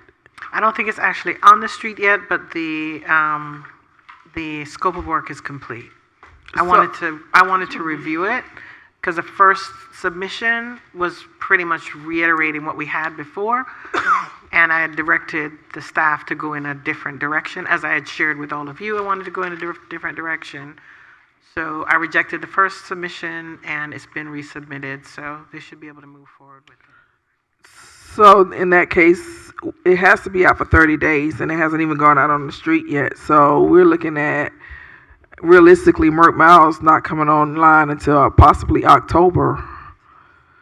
So I am in favor of, if we can't sustain doing this every week, the bulk and recycling pickup, that we consider doing something short term, because the dumping is getting more frequent and egregious, and all we're doing is going to have to put more resources into getting staff to clean up the illegal dumping, and it's happening more frequently throughout the city. And so I just, we're in early August now. We're talking about, I just don't know if it's going to be feasible for us to continue to do this every week, or whether or not it's just feasible for us to go ahead and do a temporary contract and get somebody to operate Merck Miles. I don't think that's going to be possible. It'll take longer to do that than getting the RFP back. If we get no response, then we can, modify and try to get someone in temporary. But I don't really recommend that you try that. Well, what are we going to do about recycling? The contractors that are dumping stuff in on our side of our roads and streets. I mean, that's a long time to wait for October. So are you sure we're going to be able to continue to do this weekly free bulk and recycling pickup? We can do it. Okay. The other thing I have a question about is, when is the solid waste assistance program application going to be posted online? Because I went to the mail, the bills have gone out. The link that's on the back of the bill, I went and put in that link today. It takes you to the sanitation website, but the application isn't there, and I'm sure many of us are getting a lot of calls about that. And yes, so we on our website, and we told everybody the 14th. The reason for that is we were told the bills weren't going to go out to the 15th. So it went out earlier than we anticipated. We will get, the only thing that's really missing is the link to the actual application. We have the email address already set up. The criteria is the same as the rental mortgage assistance. We've identified a vendor. So we're well on the way, but we will have everything up on the 14th. Okay. And for the recycling and bulk pickup for District 3, I just would ask that you all plan to have a lot of participation, because I did send out a mailer to my whole district. So, and it went this week, so I'm pretty sure on the 19th you're going to have heavy participation. All right, thank you. All right, the chair recognizes District 1, Councilwoman Dr. Rowe. Thank you. I heard a lot of the comments from my colleagues, and I actually have a suggestion. I don't think it's sustainable to keep doing these jump around recycling days. Is it possible for us just to do it on Saturdays until we get to the point where it's back online? That way, it's a consistent place. People are already familiar, and when it comes back online, that's where they're going to go anyway. That it's not open, 6 days a week, but at least on Saturdays for half a day, like it was this past Saturday. At least we could communicate that across the board. That way, no matter who needed to recycle at what point, they know they can go. I mean, I shared Councilwoman Gumbs' in my newsletter her upcoming date, because I have received calls. But it would be easy if we could just say Saturdays from 9 to 1 or 9 to 2, you can go and you can recycle. That's a thought, if we could work that out. And then one of the things that I noticed, of course, that facility needs a little maintenance over there. I went over there Saturday, and so I know we may have some period of time where we may need to shut down before we bring it back online, just for the maintenance of Merck Miles. But I think a solution like that could help. And then finally, on bulk day pickup, a lot of our residents are looking for those items to be picked up on their bulk day. And after, my understanding is it could be a couple days after that happens. We need to communicate that, because I already know on Monday I'm going to be bombarded with requests about bulk pickup after that. So if we could communicate that, hey, you put them out on bulk days, it could happen a few days after, depending on how much volume is on the street. I think that needs to be conveyed to the public, because I'm spending a lot of time trying to make sure people, make sure you all have the request to pick up bulk. And it's a lot of people putting out, and I'm sure it's because Merck Miles is also not available, Right. so that's adding to it. It's not a normal flow of what would be on the street. Right. What we're planning to do is a complete solid waste mailer, kind of a front and back.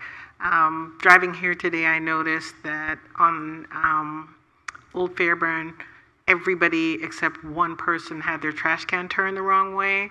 And so for anybody listening, the wheels need to face the street. If the wheels face the street, when it's picked up, when it's put back, the lid automatically closes, but people have them turned every which way. So we take responsibility for that. We have not communicated well enough. And so we're going to do a whole mailer on everything solid waste, to include the reminders about bulk waste. We'll cover the billing, the swap, give people an update on Merck Mile, but we're going to do a citywide mailer. It's been July, August. It's been 2 months. So it's time for us to kind of go back to the citizenry and give them a full update on kind of all things solid waste. So we'll be getting that out here shortly. All right. I do want to follow up just first, because you mentioned this mailer. I've failed to ask, but there is money for a quarterly newsletter in our budget for next year?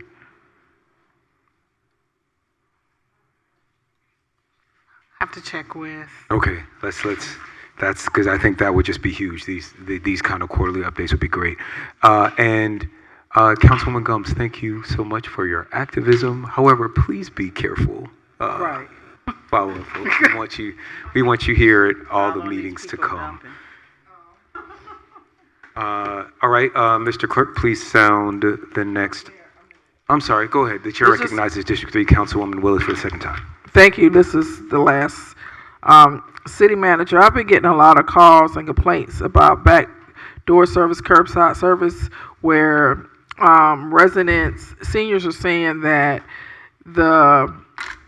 they're having problems with Waste Pro actually doing the curbside service. Waste Pro is telling them they have to actually pull their can out to a certain place in order for them to pick up their cans. And I got a call from a senior today. She has MS, and then Waste Pro told her she had to actually pull her can to the front before they came up to get her can. I got another complaint from a senior where she's actually having to pay her nephew to bring her can to the place. Waste Pro is telling them they need to bring her can in order for her to get curbside service, and that's not what that's not curbside service. So if you could please have that address, I would greatly appreciate that. And I'll send you the contact numbers of those seniors who's experiencing that. Okay. Okay. All right, anyone else? Seeing and hearing none, Mr. Clerk, please call the next item. We have one additional presentation under City Manager Staff Reports. Say workflow process and council meeting schedule presentation. And this was developed by the Interim City Manager in conjunction with the City Clerk. Can you bring that up for me?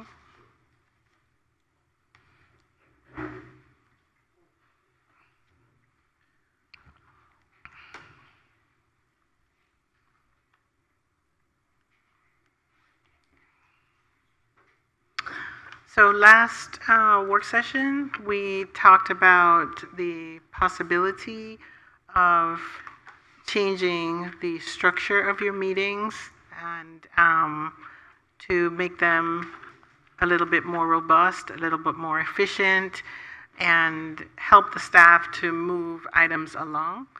Next slide. So we have a proposition. Clerk and I met and we hashed out what we thought might work for you and work for the citizens and work for staff. And so the first thing is we're not proposing to change the date or the time of your existing meetings. And we're also not proposing to change the date or the time of zoning meetings. What we are proposing is that the first work session of the month focus on staff reports, similar to what we have today. And after zoning, there would be a short regular meeting with a consent agenda and first and second readings. Next slide. The second meeting of the month, our proposition is that that focus would be on council presentations. So presentations that you want to see from subject matter experts in the community, and they would be able to come in, and our regular meeting would not have zoning. It would follow the work session, and that's where you would be able to do your proclamations, have a consent agenda, and again, first and second readings. What this does is give us some opportunities to move items along more quickly. Instead of it taking, we looked at how long it takes for an item to get from work session if it requires, or it's legislation that requires a first and second reading. Sometimes it can take up to 3 months to be approved, and this would allow us to move things along more quickly. But partnered with this change, we had two thoughts. One is I've looked at your legislation, and you have a lot of legislation that gets pushed through the system, gets approved, and then just sort of falls into the abyss. And then a year or two later, you're like, what happened to this legislation? We passed the legislation for, you fill in the blank, and either nobody knows about it, the staff has changed, and or it's, we become overcome with events and it's not being addressed. So one thing that we would like to do in concert with a change is to connect every piece of legislation to a staff member who I would assign and to a department.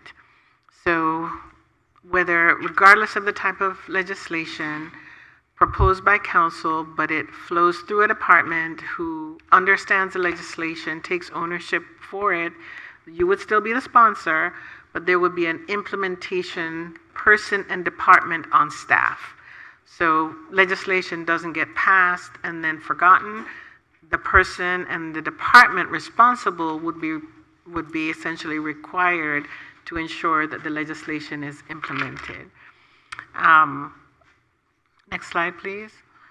And the second part would be the same way. So when you have a presentation that you want to have come before council, it gets connected to a staff member and a department. So as an example, the presentation today on the Public Art Commission, it would be connected to the department on cultural affairs, and in this instance, it's being connected to Ms. Salandia Abani, who will make sure that the legislation and any or changes are actually implemented. It said if nobody is responsible, then nothing really gets done. So it's really important to connect both the things that you bring, whether it's legislation and or a presentation, with somebody, some department on staff who's responsible for delivering the results. And so what this would mean for you is when you want a presentation to be made, early in the process, we're notified of that. We get with them. We understand what it is they're presenting. We ask questions in terms of how that will be implemented in our space. And so when you hear that presentation, staff is essentially already on board and understands what it is that the presenter is bringing and how we would implement it in our system. It also helps us to understand the fiscal impact and the operational impact of the presentation being made. So it is not a significant shift because same date, same time as what you're accustomed to.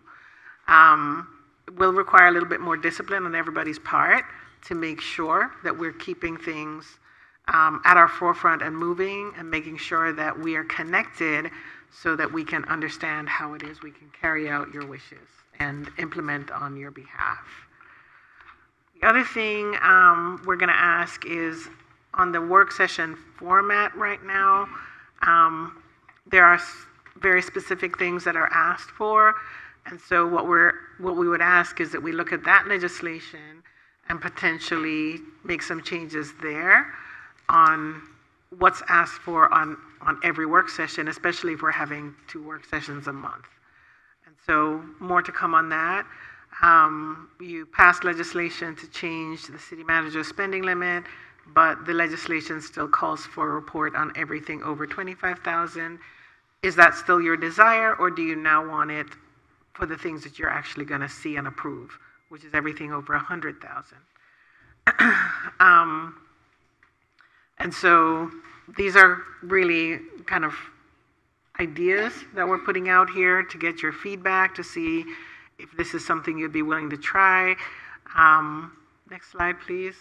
The other big change is implementation of Civic Plus. I don't know that we'll be ready to implement it for council in October, but what we'd like to do is implement it fully in-house for staff in October. So all agenda items essentially flow through us in the format that Civic Plus intends. And then once we get it into a good rhythm, we're thinking first of the year that council would be able to start to use Civic Plus in these meetings for tracking your agenda items as well as for voting. And the last thing I want to suggest is currently at a regular meeting, you read every resolution and ordinance in its entirety after the clerk has read it. I think that you were advised to do that in the past. Other places use the phrase, I offer the resolution and ask for its adoption. You get a second, you take a vote, and the resolution is passed. So just something to think about. I actually timed the meeting and saw how long it takes for just the process of reading through, not even including the time for comments. And every time you read, and some of the legislation is complicated with a lot of numbers and commas and periods, and it's very time consuming. And I'm not sure it's really adding any value, especially for the public. Once the clerk has read it, quite honestly, they're looking to see how you're going to debate on it and how you're going to vote on it. So, and the last slide is just our workflow that we will go through once we implement Civic Plus on our side. Every agenda item will follow a specific pattern. It'll go to finance, to the city attorney, to me. It may go to HR, but it will be a virtual workflow, which allows for more accountability on our side as well. And part of what I'm trying to do is make sure the deadline is met. We have reinstituted agenda review on a Monday morning to make sure that we meet the agenda deadlines for Friday. Corey, do you have anything to add? No, I think you covered everything. Like the interim city manager stated, we met a couple times on this in terms of the workflow as well as some other process improvements, and definitely support the recommendation as presented. It will take, a change in how we've normally done things, particularly with the introduction of legislation, as well as getting it on the agenda. So wholeheartedly support it, and we look forward to full implementation and your acceptance at the appropriate time.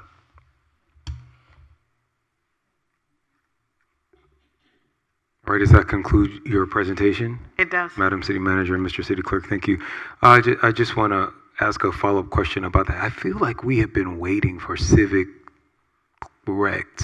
clerk for some years. At least a year and a half. Yep. Thank you. Okay.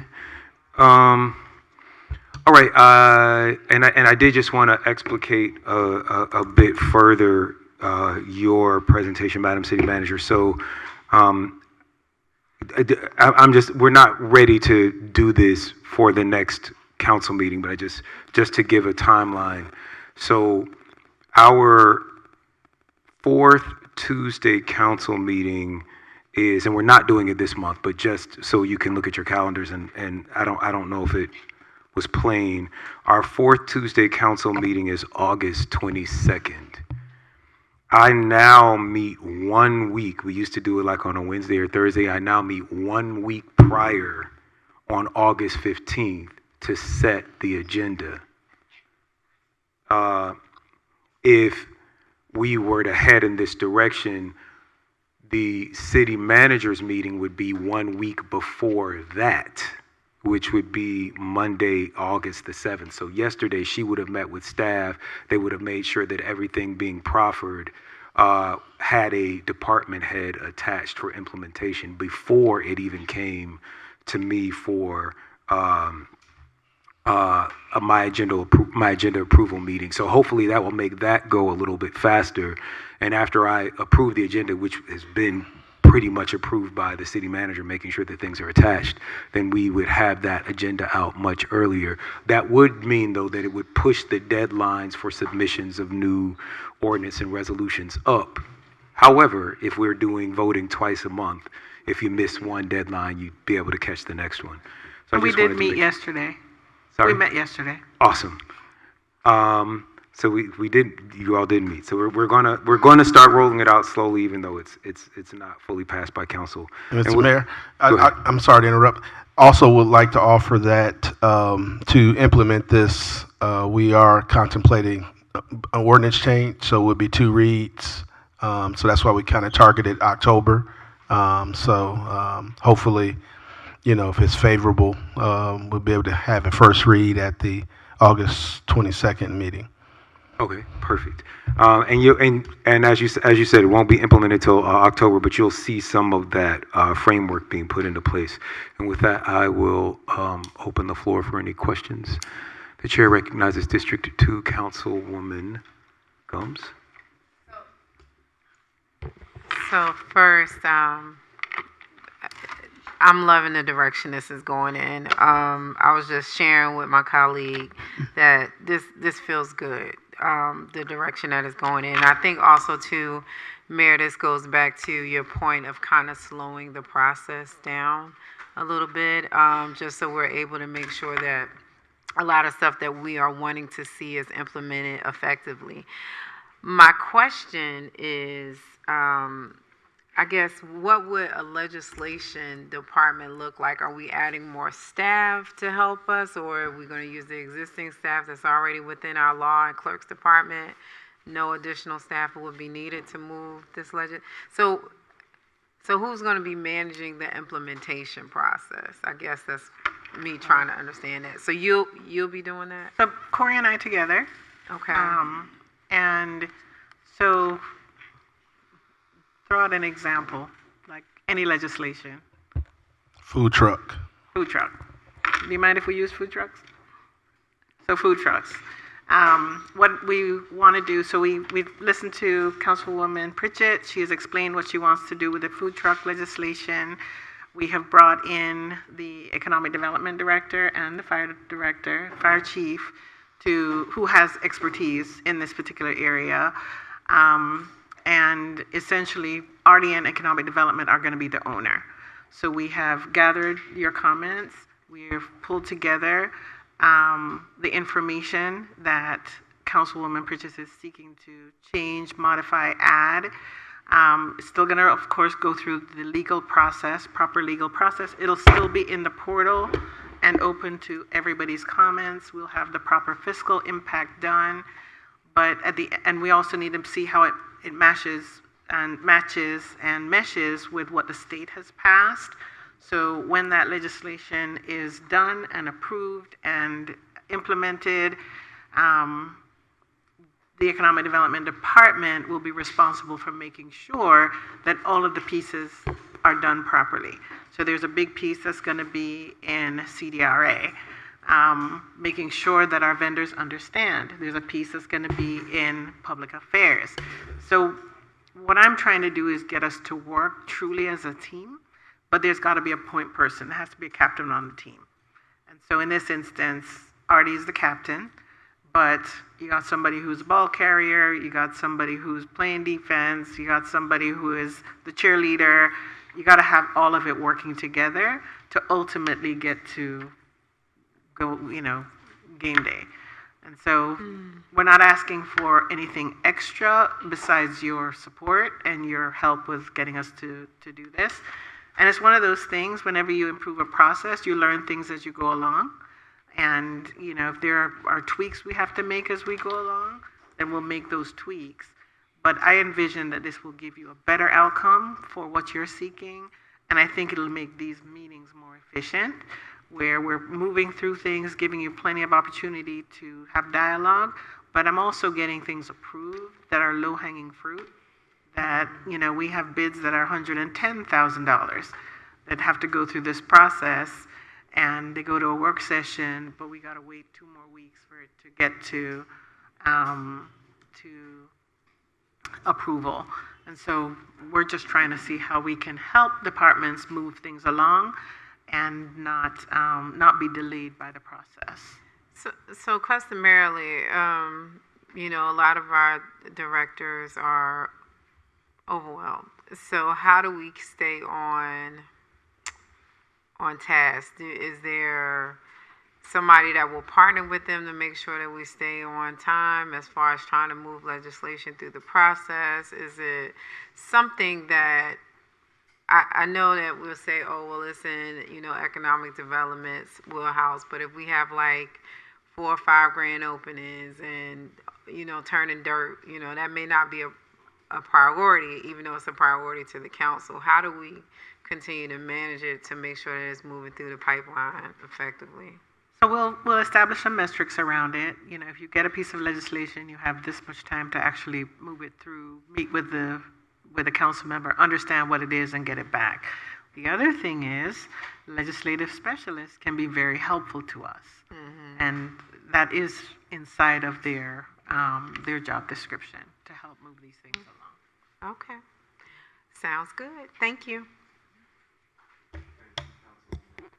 Thank you, Councilwoman Gumbs. The chair recognizes District 3 Councilwoman Willis.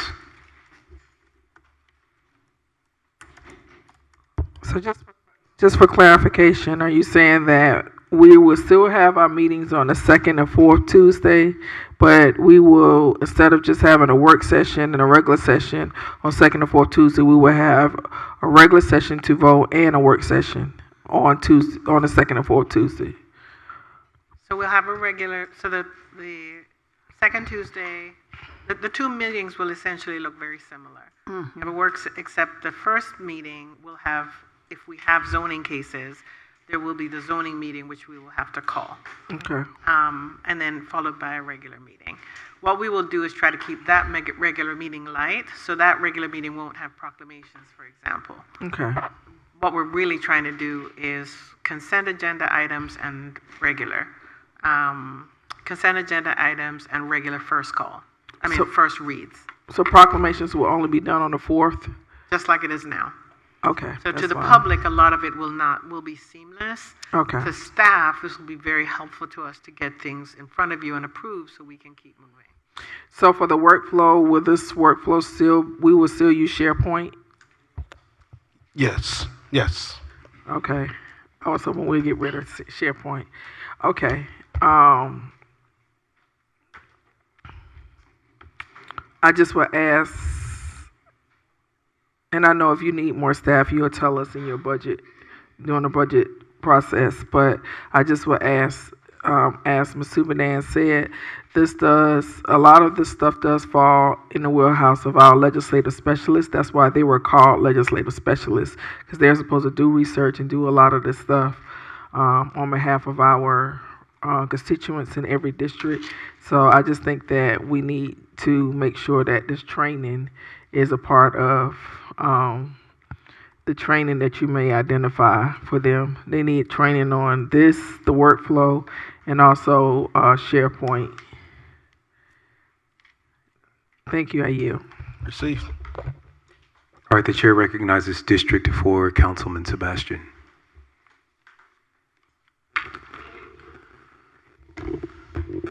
Thank you, Mr. Mayor. Ms. Subadan, thank you for thinking through this process, and hopefully it really helps us going forward. Certainly, being able to vote twice per month consistently will. And this is for my colleagues on the dais here. Lots of times our meetings are long because of us. So I'm just saying, no matter the process that we put in place, we need to govern ourselves accordingly. And that's my challenge for us, to govern ourselves accordingly and not let the hard work that you and your staff are doing go to waste. So I look forward to us implementing the new process. And I also look forward to the training that we're going to give to our legislative specialists so they can help us with more of this type of work.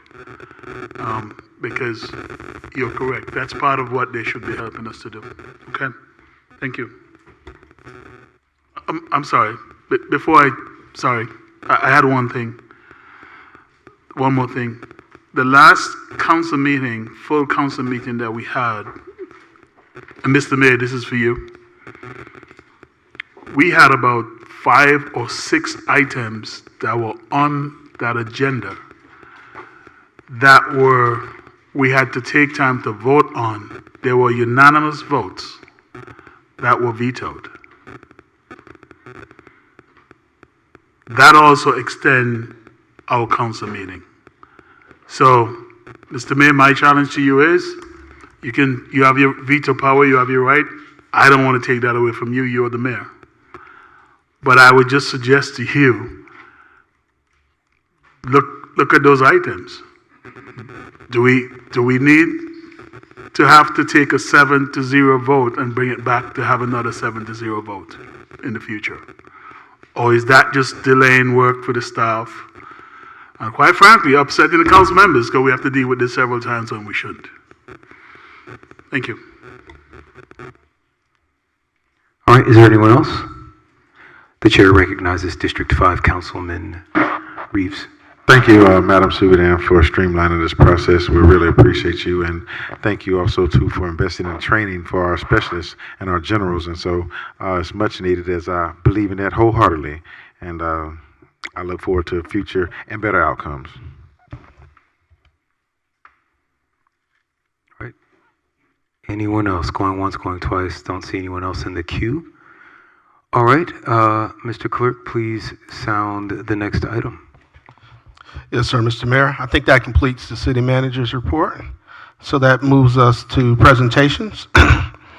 Listed under item 4 on the printed agenda is a continuation of a discussion from the last work session, Public Arts Commission, Hotel Motel Tax Funding. This was placed on the agenda by Mayor Khalid, and the responsible department is the Cultural Affairs Department. And this evening we do have the chairwoman of the Public Arts Commission, Ms. Myrna Fuller, as well as Ty Kelty, who serves as a member of the Public Arts Commission, and Solandia Avini, who's the director of the Cultural Affairs Department. Mr. Mayor. Thank you. As they come forward, I will say, we're going to try this again. Chairwoman Fuller and Ms. Mays brought some items to my attention Namely, there may or may be some issues. I'm going to let the experts discuss the ins and outs of hotel motel tax, but also just staffing for this public arts commission. Some things were passed, some positions were created that weren't filled, and when they brought it to my attention, I wanted to bring it to the work session. And so I think that we are ready now with a more robust presentation. Thank you, Madam City Manager and Director of Cultural Affairs, Ms. Avini. Thank you, Mayor, Council, for allowing me to present this report on the Public Art Commission. I'd like to make a correction. I am not the Director of Cultural Affairs. I am the Deputy Director of Cultural Affairs under the Parks, Rec, and Cultural Affairs Department. So thank you, Madam City Manager, for allowing me this time. We are ready to report on the Public Art Commission. Thank you, Mr. Adams. So the definition of public art, the common characteristics of public art, it is accessible, it's in the public realm, the community is involved, there's a public process, it includes public funding, and work may be temporary or permanent. The function of the commission is to serve in an advisory capacity to the mayor and the city council and the city manager to increase support for the arts. The commission maintains a collaborative reporting relationship with the Department of Parks, Recs, and Cultural Affairs. Next slide, please. So our history, the Public Art Commission was created in 2018. The commission began meeting in 2020. Each council member appoints one representative. The mayor's appointee presides as the chair. The commission meets the third Thursday of each month. And the Deputy Director of Cultural Affairs attends as the staff but has no voting power. So our governing documents were written by the Public Art Commission. Actually, the ordinance was written by council, but our other governing documents are our policies and guidelines. We have completed a public arts master plan, and the steering committee was developed as a foundational body in 2022. That is the Public Art Steering Committee.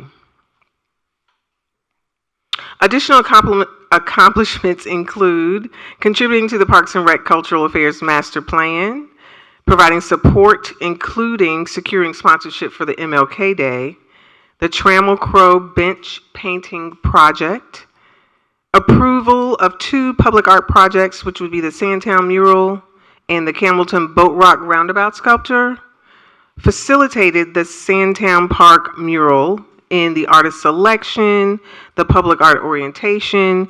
We secured lunch for the sponsor and secured a lunch sponsor, and provided technical support for that mural.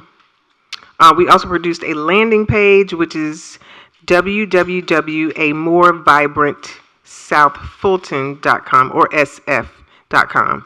We also developed guidelines, application, and processes for a juried art selection. We also have facilitated an open call for community volunteers and assembled a 38-member steering committee. We partnered with Fulton County to provide 2 public art training sessions for residents. We facilitated the Burdette Recreation Center mural project, which is currently in the design phase. Facilitated the Creole Paint by Numbers mural, which was completed in October of 2022. Facilitated the mini mural project at Creole Park for ages 3 to 12. And provided marketing, talent acquisition, and graphic design support for the Red Oak Art Festival, which we do every year.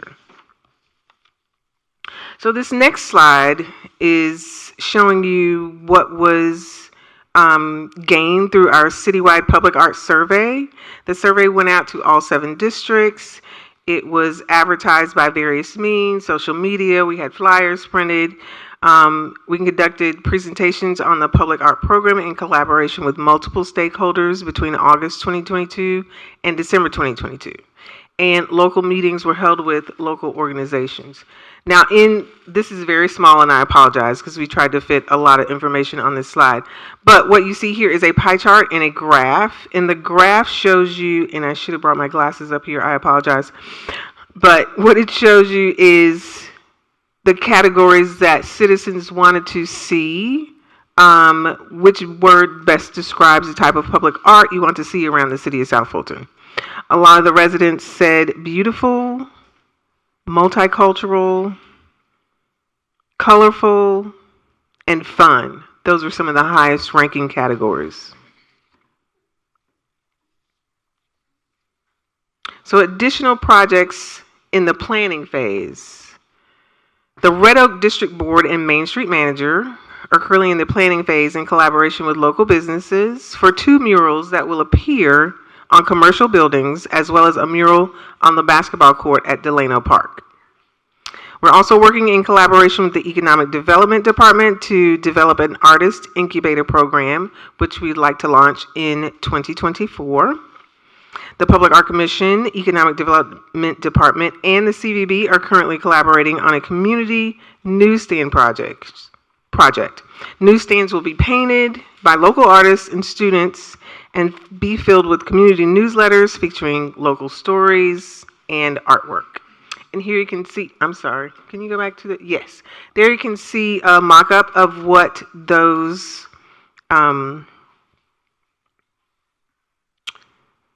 newsstands will look like.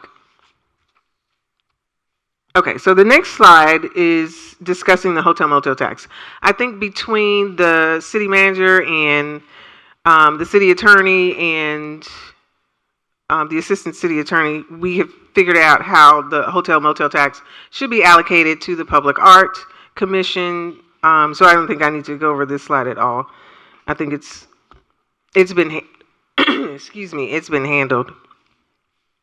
So the next slide talks about the requested funds, just showing how much we worked with in 2022 and 2023 versus how much we are requesting for FY24.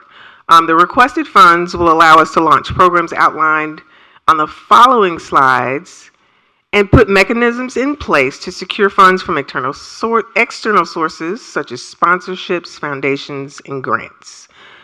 We have the need to address critical issues facing our city, the need for economic development companions, community revitalizations in a lot of our districts, facilities improvements and overall beautifications, provide and attract greater visibility for our city, and improve the public perception of our city among residents and business owners and potential investors and visitors.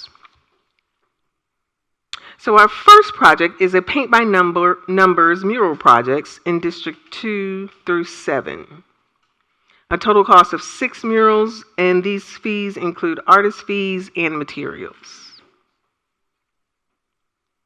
The second project would be the part-time public art coordinator, which would fall under the Department of Cultural Affairs. This part-time professional would provide administrative support to the Public Art Commission and serve as the conservator for the existing public art in the city.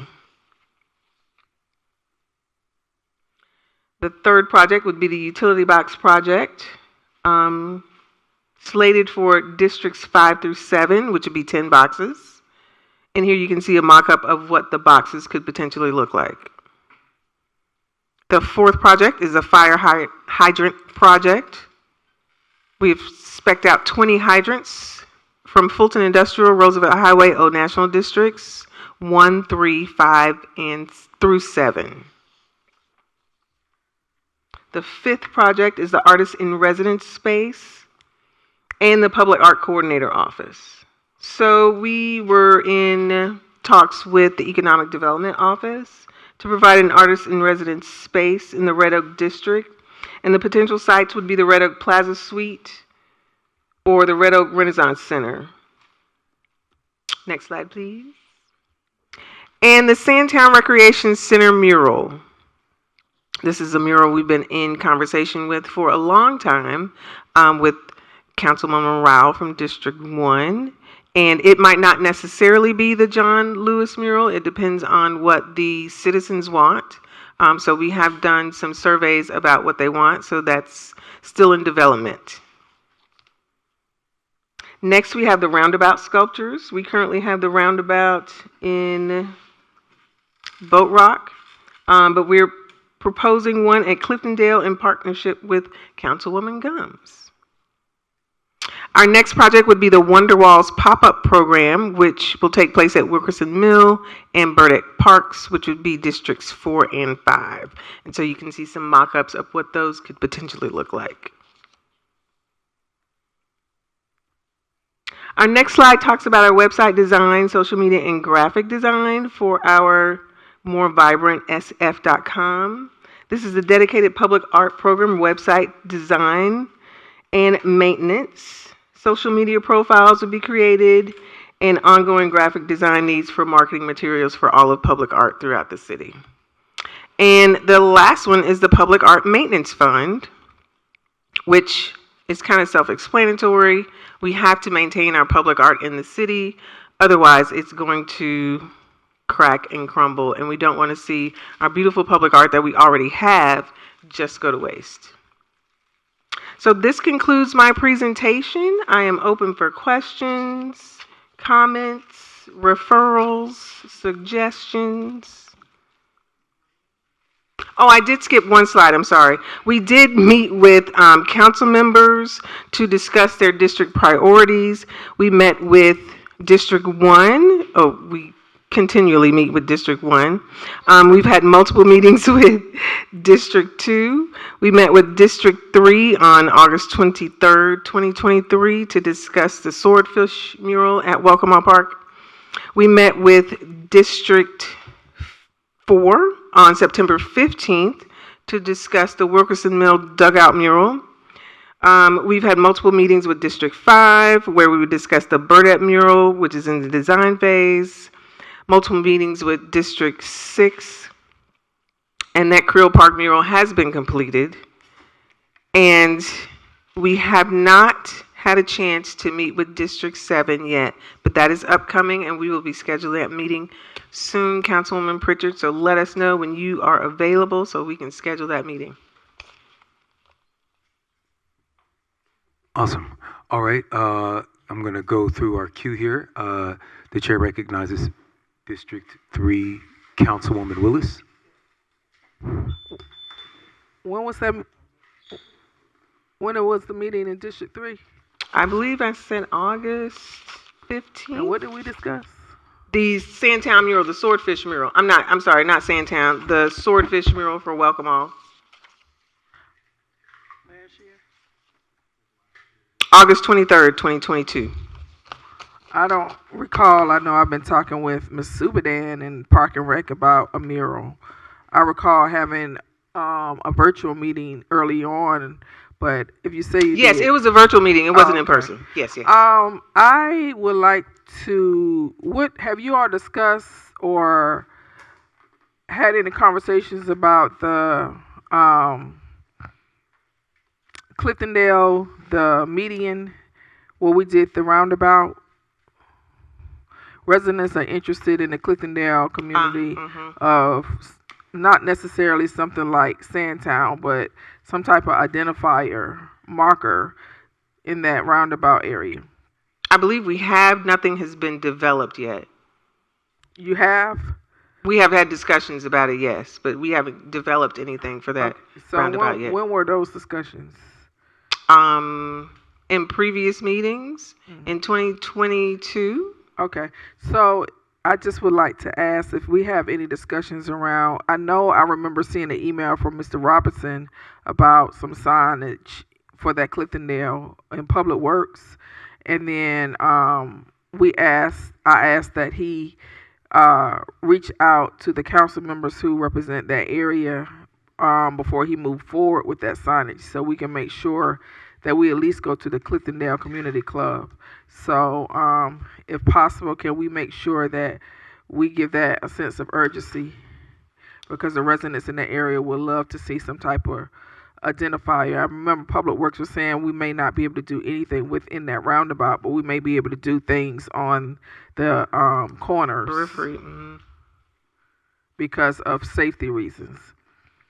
And then Swordfish, I really would like for us to make sure that we focus on getting that done, especially while we're in the phase we are Shutdown in now, phase. that would be the best time to do it, so we won't have to shut anything down or interfere with any type of operations once they open back up. Yes, I would like to circle back to find out. Actually, I'll just talk to Tanara to see where they are in the process. So the installation of that mural won't interfere with the work that they're doing. Okay. And then you all work closely with the Red Oak, so I mean, I'm pretty sure Caitlin does a real good job with that. So, all right. Thank you so much for your report and your comprehensive and thorough report and all that you do. Thank you. All right, thank you. The chair recognizes District 4 Councilman Sebastian. Sorry. Thank you very much, Mr. Mayor. And thank you so much for your presentation. My mic sounds a little low. Thanks for having the mural for Wilkinson Mill Park in it. Like Councilmember Willis, this conversation happened a long time ago, and I am the oldest in council. So I will tell you, I would put it over to my memory that I didn't recall this, although it is something that I know we have kind of talked about in passing, so thank you for getting that in. Something that I did talk about previously as well that was not reflected here, is not reflected here, is some sort of artwork around Cedar Grove Park as we are upgrading that work there. And then I won't take much more time, but I do want to schedule. I'll reach out to my appointee and have another meeting because I do have some other things that I've been working on with public art in mind, but I need to just communicate that into your group. Yes, sir. And then we can figure out the funding piece later. Thank you. Thank you again very much. Thank you. The chair recognizes District 7 Councilwoman Linda Pritchett. I have a question for Attorney Hyman. Did we pass, I believe recently we introduced an ordinance that dealt with all of the boards and commissions where they need to now select their chairs, where the chairs are not automatically appointed by the mayor. Is that sounds about right? I can't remember the council meeting, but that ordinance did go through council. The clerk can probably tell you the exact date. Yeah, Councilman Pritchett, that would actually be on the agenda on August 22nd for second read and approval. Okay. Thank you. I yield. All right. Any further questions, comments, concerns? Queries, allusions, dissolutions, hallucinations? Seeing and hearing none, I believe that we're at council comments. Mr. Clerk? Yes, sir. All right. We will start in reverse order this time with District 7 Councilwoman Pritchett. Well, thank you, Mr. Mayor, and thank you everyone who's come out tonight for this council meeting. I want to say Happy New School Year to all the students that have returned to school, all of the teachers. I hope that you all have a safe and happy and very pleasant new school year. I'm very excited that we had two book bag giveaways, back to school events over the last 2 weeks where we gave out over 200 backpacks, we gave out gift cards, we gave out food. We had a lot of fun, and it was a lot of community engagement. So I thank our community sponsors that helped to put that together in District 7. I also would like to announce that District 7 will be having our first international farmers market on August 26th. So we're looking forward to a variety of vendors with produce and spices and all kind of interesting things. And if you would like to become a vendor, if you would please contact my office at 470-809-7707 or send an email to linda.pritchett@cityofsouthfultonga.gov so that you can receive a vendor application. And there is no cost at this time for the vendors that would like to participate. We're really excited about this, and we look forward to seeing you then. Thank you. District 6, Mayor Pro Tem Williams Brown. Yes, thank you, Mayor. First of all, I would like to thank everybody who came out to the District 6 Back to School Carnival.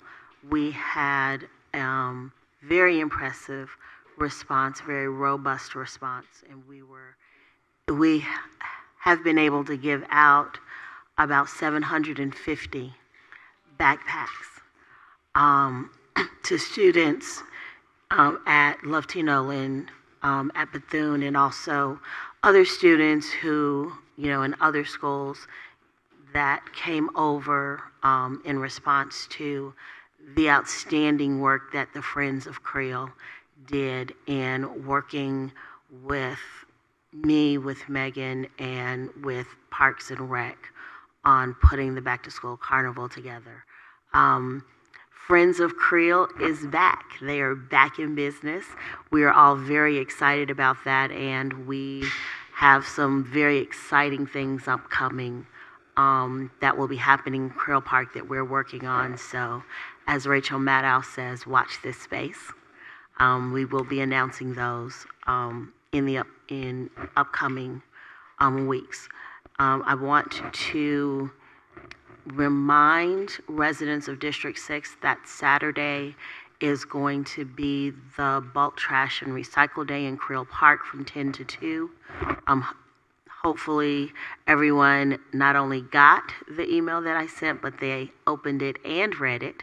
But if you do have any questions, I have had some residents reach out to me with some questions. If you do have questions, please feel free to contact me, and I will get you to the people who can answer those questions. I am, to the extent that my name and my face are on it, I am not an expert in sanitation, and so I will refer you to those people who are heading up that initiative in the city. But please do come out and do not illegally dump your bulk trash and waste at the gates of Merck Miles. Please come Saturday and bring them to Creole so that we can collect and dispose of them properly. Thank you very much. District 5, Councilman Reeves. Thank you, Chair, for recognizing me. I really appreciate that. I want to just let people know that we do our every Monday call from 6:30 to 7:30. However, this Monday, it will not be on Zoom, for we will be live at Georgia Tech, the Kendata building, 345 First Drive Northwest, Atlanta, 30318, for a special presentation.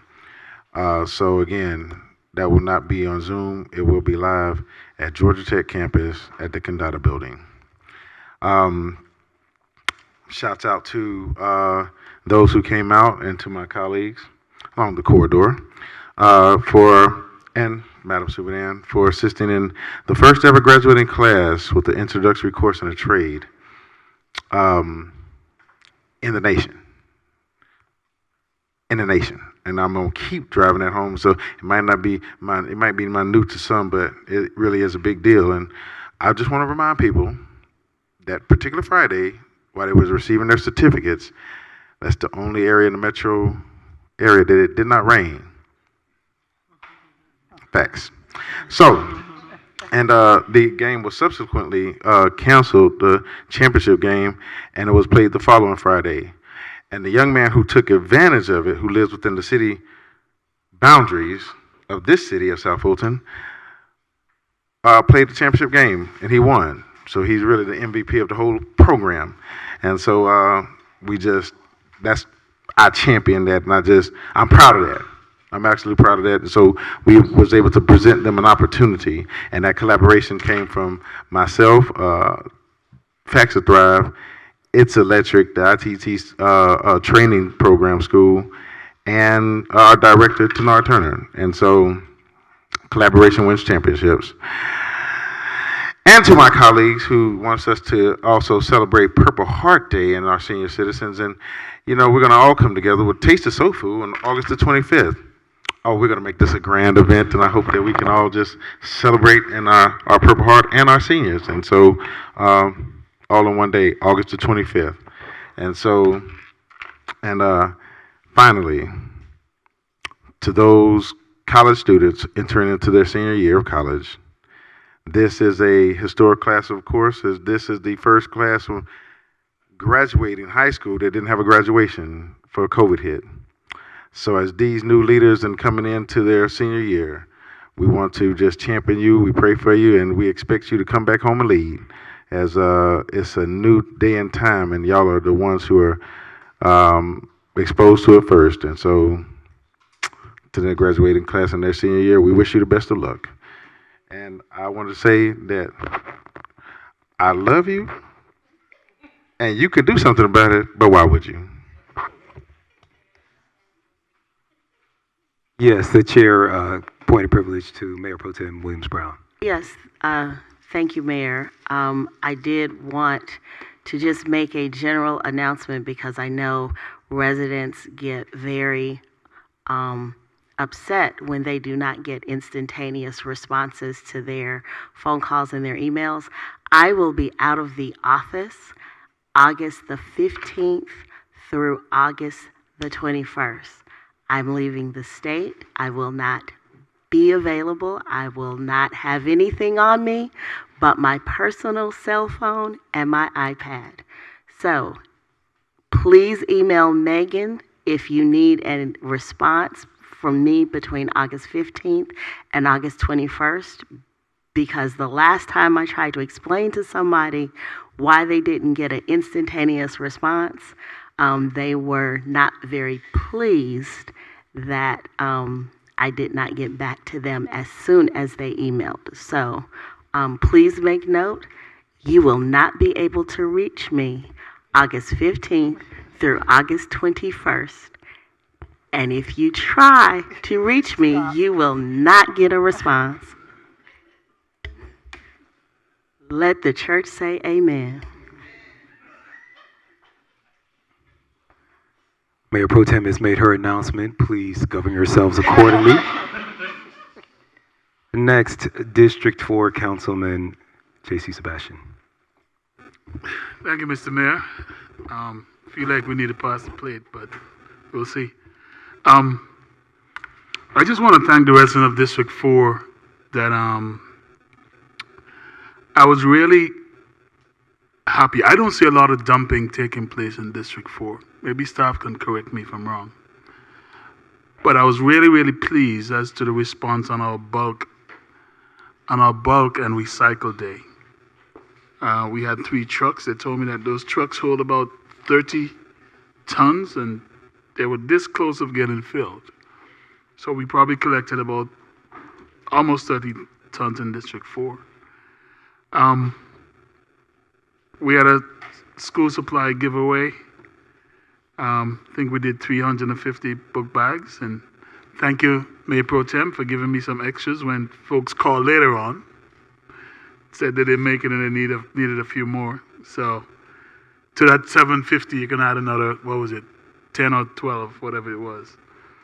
Our Fall Festival in D4 is coming up on 9/23 at Wilkinson Mill Park.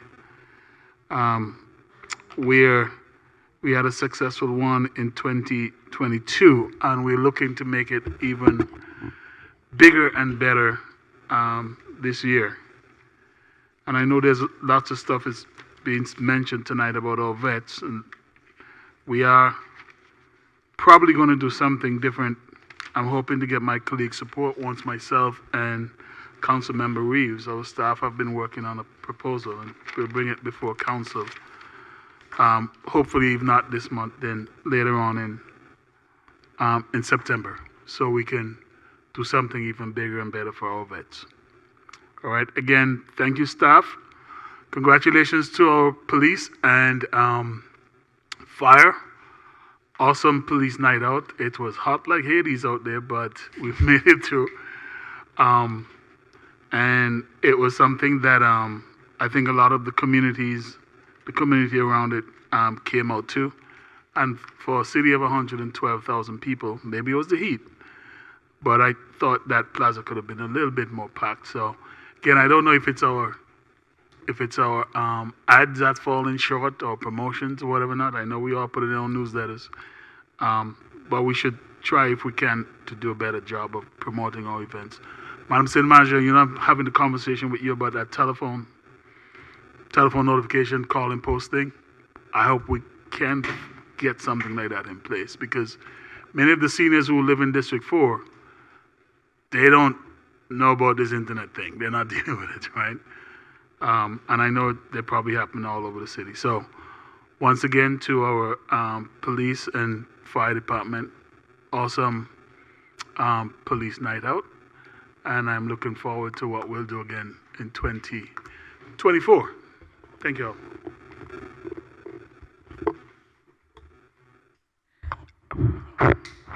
I want to thank staff for helping us through two major events. National Night Out is always well attended, but also the helping us bring back our Wolf Creek concert online.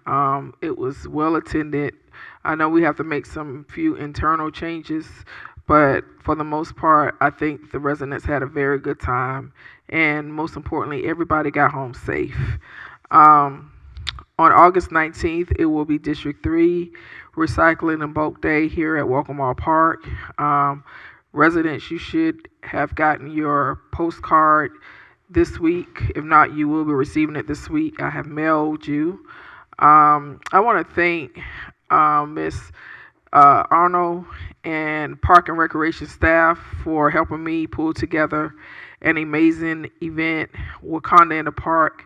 We ended up bringing it inside and doing the viewing in the gym, which has now led to us wanting to do quarterly movies in the park inside. And I want to thank everybody who helped me pull together and give back to the community. We had a lot of book bag giveaways, and it's because I meet people where they are. And we did one at Camp Creek. We did one at Garden at Camp Creek in partnership with We All Value Excellence. We did one at Freedom Park in partnership with police, the sheriff office, the district attorney's office, and also our fire personnel. And we served over 100 kids there. We did one last Sunday at Enon Church, and we were able to serve all of the students in District 3 there. And I have one coming up. I'm working with Solid Rock Pentecostal Church on Washington Road. And tomorrow, I'll be going to the airport and participating in stuffing the plane. So there is no reason why kids should be going to school without school supplies and book bags. And if they are in need of any school supplies or book bag, please contact my office at helen.willis@cityofsouthfultonga.gov, or you can text District 3 at 42828. Upcoming events in the city of South Fulton and District 3, the 5th annual Yeek Festival, Dance Festival will be September 30th in partnership with Park and Rec. And then the 6th annual October Halloween Festival, which is huge, here at Walkmore Park, October 28th, in partnership with Parks and Rec and staff. Usually staff comes out, dress up. They do fire, usually steals the show every year. I think code enforcement won last year, but the year before that, fire stole the show. Point of order, Councilwoman Willis. There's a police officer in the corner that seems to feel the record might be different. I'm sorry. It was police. I know we had some good competition last year. It's usually really competitive. We had some competition last year, so I think it was police. I can't remember, but it's usually huge, big, a lot of fun, very community oriented. It gives the departments a chance to come out and interact with the kids in the community. So it will be again this year, October 28th.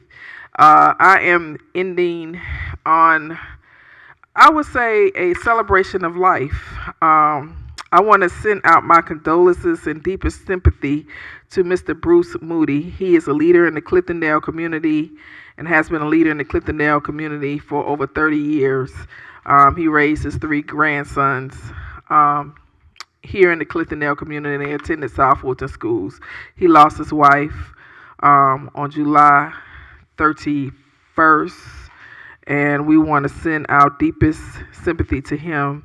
The funeral will be tomorrow at Murray Brothers.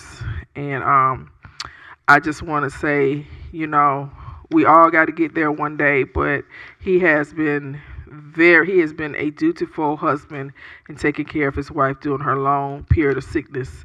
And you have my deepest sympathy, Mr. Moody. And if it's anything you need from me and my colleagues who also represent Clintondale, we'll be the first to be there for you. Thank you.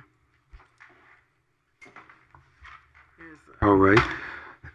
Chair recognizes District 2 Councilwoman Gums. All right. I'm gonna let her finish killing this bug. Did you? So District 3 and District 4, while they're dealing with the bug situation. First of all, it was an extremely busy time in District 2 last week. I've never seen so much activity in my entire life. We welcomed students back to school. Of course, you know, school started at Westlake High School and Stonewall Tell, as well as Cliftondale. We had ice cream trucks and welcomed parents back to school. We also ended this particular day with our plastic showing, which we had a really, really good time. It was a very informative meeting, just showing the hazards to using plastic. It was called Plastic Earth. Definitely, if you missed it, we can provide that information. It can be seen on Tubi, which is one of my favorite applications, but it is called Plastic Earth, and we had people come out and learn a little bit more about the environment and ways that we can sustain it. And I will encourage you all, the residents, mayor, and council, to actually just take this journey with us as the city tries to explore ways to be more environmentally friendly. It does help taxpayers in the long run. Also, too, on Saturday, we partnered with Renaissance Church of Christ, where we had our District 2 book bag giveaway that was extremely successful, and we had a really good time. We also had our bulk trash day at Merck Miles as well. We had a lot of residents, and we were there to greet them. And the reason why Councilman Sebastian cannot find people dumping, because I am chasing them all the way to District 4. So just, you owe me some gas money, okay? Just a little bit. But we had, as Councilwoman Willis mentioned, we had a really good showing at our opening of Wolf Creek Amphitheater. It was a really good time, and it was great to see when you turned around and looked at all the people on the grass. It was a great feeling to see everybody back. I got a chance to really have a good time with my colleagues. We will be having more concerts as well coming up August the 18th and 19th. So if you are looking to come out and have a good time, and I'm pretty sure council will be there, you can come party with us and have a good time at Wolf Creek Amphitheater. I do want to give a special recognition to our City of South Fulton Police Department. As you all know, this has been a really, really busy week for them, and especially with the incident of the young lady that was missing. I think our police officers handled that under the leadership of Chief Meadows and his staff with the utmost professionalism, keeping it really professional and under wraps, and I appreciate that, so it didn't become a media frenzy.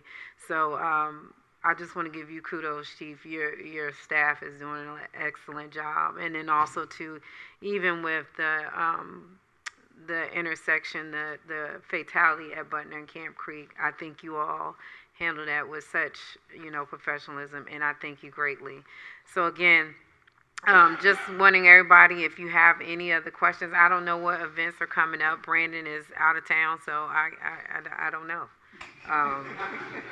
But I just look forward to the things that we have going on in the city and moving forward under Ms. Subadan's leadership. So I appreciate you all and staff.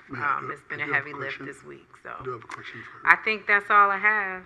Did I miss anything? Nope. Okay. All right. Thank you. Well, Councilman Gums, you do have a question from District 4. Councilman Yeah, I do have a Sebastian. question.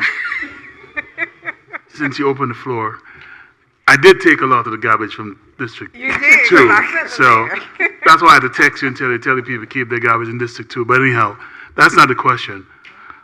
What are we going to wager on the Westlake Creekside game coming up Lake got it. in 2 days? Because I have my shirt already, so You do? I'll be there in the stand, and I think we can wager dinner on that one. How much money you got? I'm just saying. We went to Lake. And I'm just telling you, Ray's on the River is one of my favorite restaurants. So if Creekside win, dinner for 2 for me and my wife there. Wow. I might can help you out. We'll see. All right. District 1, Councilwoman Dr. Rao. I want to say a special thanks to Goshe Hawkins for partnering with me for the District 1 Back to School book bag distribution. We gave about 450 book bags to students at A. Philip Randolph and Sandtown, and the smiles on their faces made my day. Special thanks to Public Works on tree removals and illegal dumping. It's been a lot going on lately. Thank you for your responsiveness on that. And special kudos to some residents. So I want to say thank you to Juanita Marbury, Jende Brandon Sayo, and Antoinette Clanton. They've been working. They've stepped up to be neighborhood champions for their community, and they've been working really diligently on their sewer project to extend to 10 streets in the Boat Rock area. Job well done. Keep up the great work. That's really what citizen engagement should look like, to be focused on being the change you want to see in your community. So thank you again for your efforts. And then to the Healing Community Center, for those who don't know, at 3915 Cascade, we have a community health center. They had their first annual health fair on this past Friday. I was able to participate, and we are able to get book bags out. So again, if you're looking for medical providers, we hear a lot about that. That is a new resource in our community. Well, they've been there about a year now. So if you're looking for providers, they're there, as well as the first phase of the Grady Health Outpatient Clinic opened up on last Monday in the Kroger Plaza right inside I-285. So we do have some new health options in town. So just wanted to share that information. And I guess that wraps it up. With one special thanks to Martha Anderson, who has been working really diligently on overseeing the renovations at the Sandtown Rec Center. Stay tuned. I look forward to the grand opening in September or thereabout. But thank you for your hard work on that. All right. I got a couple things to go through. First, congratulations to my colleagues on council and our staff for pulling off book bag giveaways in every district across our city. Thank you all for that hard work. I'm going to amplify a couple of things that I've heard. The first is I want to wish a farewell and good luck to our facilities manager, Martha Anderson, and our award-winning code enforcement director, Mr. Brian Moores. He actually will be here through the rest of the week, so if you see him, give him a salute. But thank you both for all of the work that you did here in our city, and I wish you both the best in all of your future endeavors. Next, I want to congratulate South Fulton's own and Westlake graduate Christopher Eubanks, who was the highest ranking tennis player at Wimbledon this year, and then competed at our Atlanta Open about 2 weeks ago. I got to celebrate with him and his father there. And he will be competing again August at the U.S. Open, which begins August 28th. So set your DVRs to see South Fulton's finest tennis player show how amazing we are. I want to thank, well, for those of you who I did not announce, but I was on I do take an annual summer and winter sabbatical, and I was on mine for the past 10 days. I want to give a special thanks to everyone who made that possible, with a special thanks to Harmony House Jamaica, which is a retreat for artists and intellectuals and revolutionaries. It was an amazing time. While I was there, I did some reading. Those of you who follow me on social media may have seen my summer sabbatical reading list.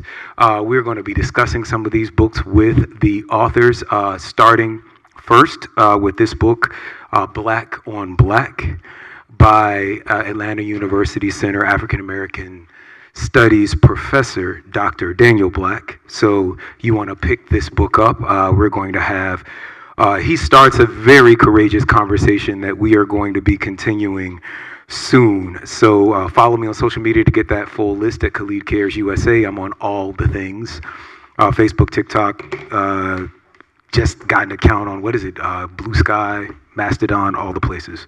And you can text the word Fulton, Fulton, to 33777 to sign up for my newsletter and alerts on this and other events. I'm going to direct your attention to the screen for these last two events that are coming up. We have That Serious He-Man Ball. I have to pull up my Instagram. The tickets are on sale. It is an incredible, groundbreaking work that True Colors Theater is bringing back as part of its 20th anniversary season. And I'm very proud of the work that is being done, as well as the three leading actors who are all Tri-Cities High School graduates, Mr. Enoch King, Mr. Eugene Russell III, and the fifth, and Mr. Neil Gant. So please check that out at our world famous Southwest Art Center. And last but not least, August 24th is the third birthday for our city's first dog, Zion. You can follow him on Instagram at Zion Sun, SUN _, and Park and Pause in connection with our Parks Department. They have an annual party every fourth Saturday, and so this Saturday, August 26th, Zion is buying shots for all of the ladies and all of the gents that come. We have pet wine, and doggy beer. It is non-alcoholic, but come do a shot and celebrate the first dog. Bring out your fur babies, and we'll have a good time at this amazing event. It is at K9 Crossing Park in District 3, the place to be. 4951 Camp Drive, 30349. You can find out about all of these events and more, again, by texting the word Fulton to 33777 or following us on social media at COSFGA or online at cityofsouthfultonga.gov. Thank you, everyone, for coming out tonight and being a part of this meeting that we are wrapping up in record time. South Fulton forever. Okay. We got you. Z's got you. All right, and with that, I'm going to entertain a motion to adjourn. We have to do executive session. Or go into executive session. Yes. Yes, we have to. Yeah. I move that we do we have executive session. We recess to executive session for real estate, personnel, and litigation. And cybersecurity. It's been properly moved. Is there a second? Been properly moved and seconded. All right, Mr. Clerk, please call the vote. Oh, I was told it's 4 now, cybersecurity. GMA training. Okay. Personnel, litigation, real estate, and cybersecurity. Yes. All right. You got that, Mr. Clerk? Yes, I do. All right. Go ahead, please call the vote. Roll call vote to adjourn to recess for executive session. Councilman Morale? Yes. Councilman Regums? Councilman Willis? Yes. Councilman Sebastian? Yes. Councilman Reeves? Aye. Mayor Pro Tem Williams Brown? Councilman Pritchett? Yes. We are recessed at 6:05 p.m. Thank you. Thank you. Ladies and gentlemen, don't forget this Friday, Burdett Gym, DeKalb County versus our champions, 8 o'clock p.m., Burdett.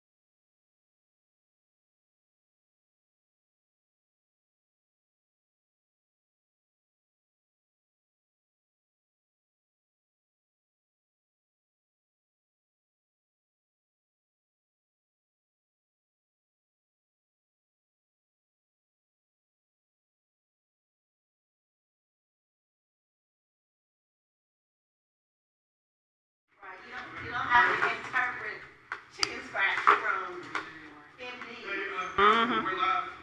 Oops. Yeah, madam, we're live. Yep. All right.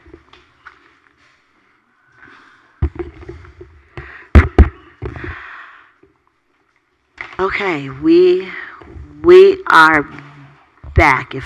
I will entertain a motion to reconvene. I'll make a motion to reconvene. Second. It has been properly moved and seconded it has been moved and properly seconded that we reconvene. Can we do this by a show of hands? Record that is unanimous. We are reconvened at 7:54 p.m. Mr. Clerk, were there any items from executive session that require a public vote? Yes, I believe there's one item that Councilman Rao will offer. Councilwoman Rao. As it relates to Mark Maglaray's request to have a hearing under the city's Healthy Workplace Ordinance process, their request is untimely and denied. He should continue under the city's personnel policy before the previously selected hearing officer. Is there a second? Second. It has been moved and properly seconded that we refer the matter through the appropriate channels. Are we ready for the question? Mr. Clerk, roll call vote. Roll call vote. Councilmember Rao? Yes. Councilmember Gumbs? Yes. Councilmember Willis? Yes. Councilmember Sebastian? Yes. Councilmember Reeves? Aye. Mayor Pro Tem Williams Brown? Yes. Councilmember Pritchett? Yes. That item was approved unanimously. I move that we adjourn. It has been moved and properly seconded that we adjourn the work session. Is there any discussion? Hearing none, are we ready for the question? Mr. Clerk, roll call vote. Roll call vote to adjourn. Councilmember Rao? Yes. Councilmember Gumbs? Yes. Councilmember Willis? Yes. Councilmember Sebastian? Yes. Councilmember Reeves? Aye. Mayor Pro Tem Williams Brown? Yes. Councilmember Pritchett? Yes. We are adjourned at 7:55 p.m. Thank you. I will now entertain a motion to convene the alcohol and zoning hearing. Well, you can just call it to order and. Oh, okay. Then I will call to order the alcohol and zoning hearing. This is a roll call for the alcohol zoning public hearing. The Honorable Catherine F. Rao, District 1. Present. The Honorable Captain Carmelita Gumbs, District 2. Yes. The Honorable Helen Z. Willis, District 3. Yes. The Honorable J.C. Sebastian, District 4. Present. The Honorable Corey A. Reeves, District 5. Accounted for. The Honorable Natasha Williams Brown, District 6. Yes. And the Honorable Linda B. Pritchett, District 7. Here. Madam Mayor Pro Tem, you have a quorum. Thank you. Do we have any business for alcohol or zoning? Yes, we have 4 public hearings. All 4 items have been requested for deferral. I believe per the advice of the Assistant City Attorney, one motion would be in order to defer all 4 items. Thank you, Mr. Clerk. I will entertain a motion to defer all 4 items. And let me just state them for the record. Z23007, CV23002. This is regarding a property on Old National Highway in Carabet Terrace. U23-007. This is a short-term rental on 7240 Hopgood Road. U23008. This is a short-term rental for 5775 Dotson Road. And U23009. This is a short-term rental for 3660 Utoy Drive, Atlanta.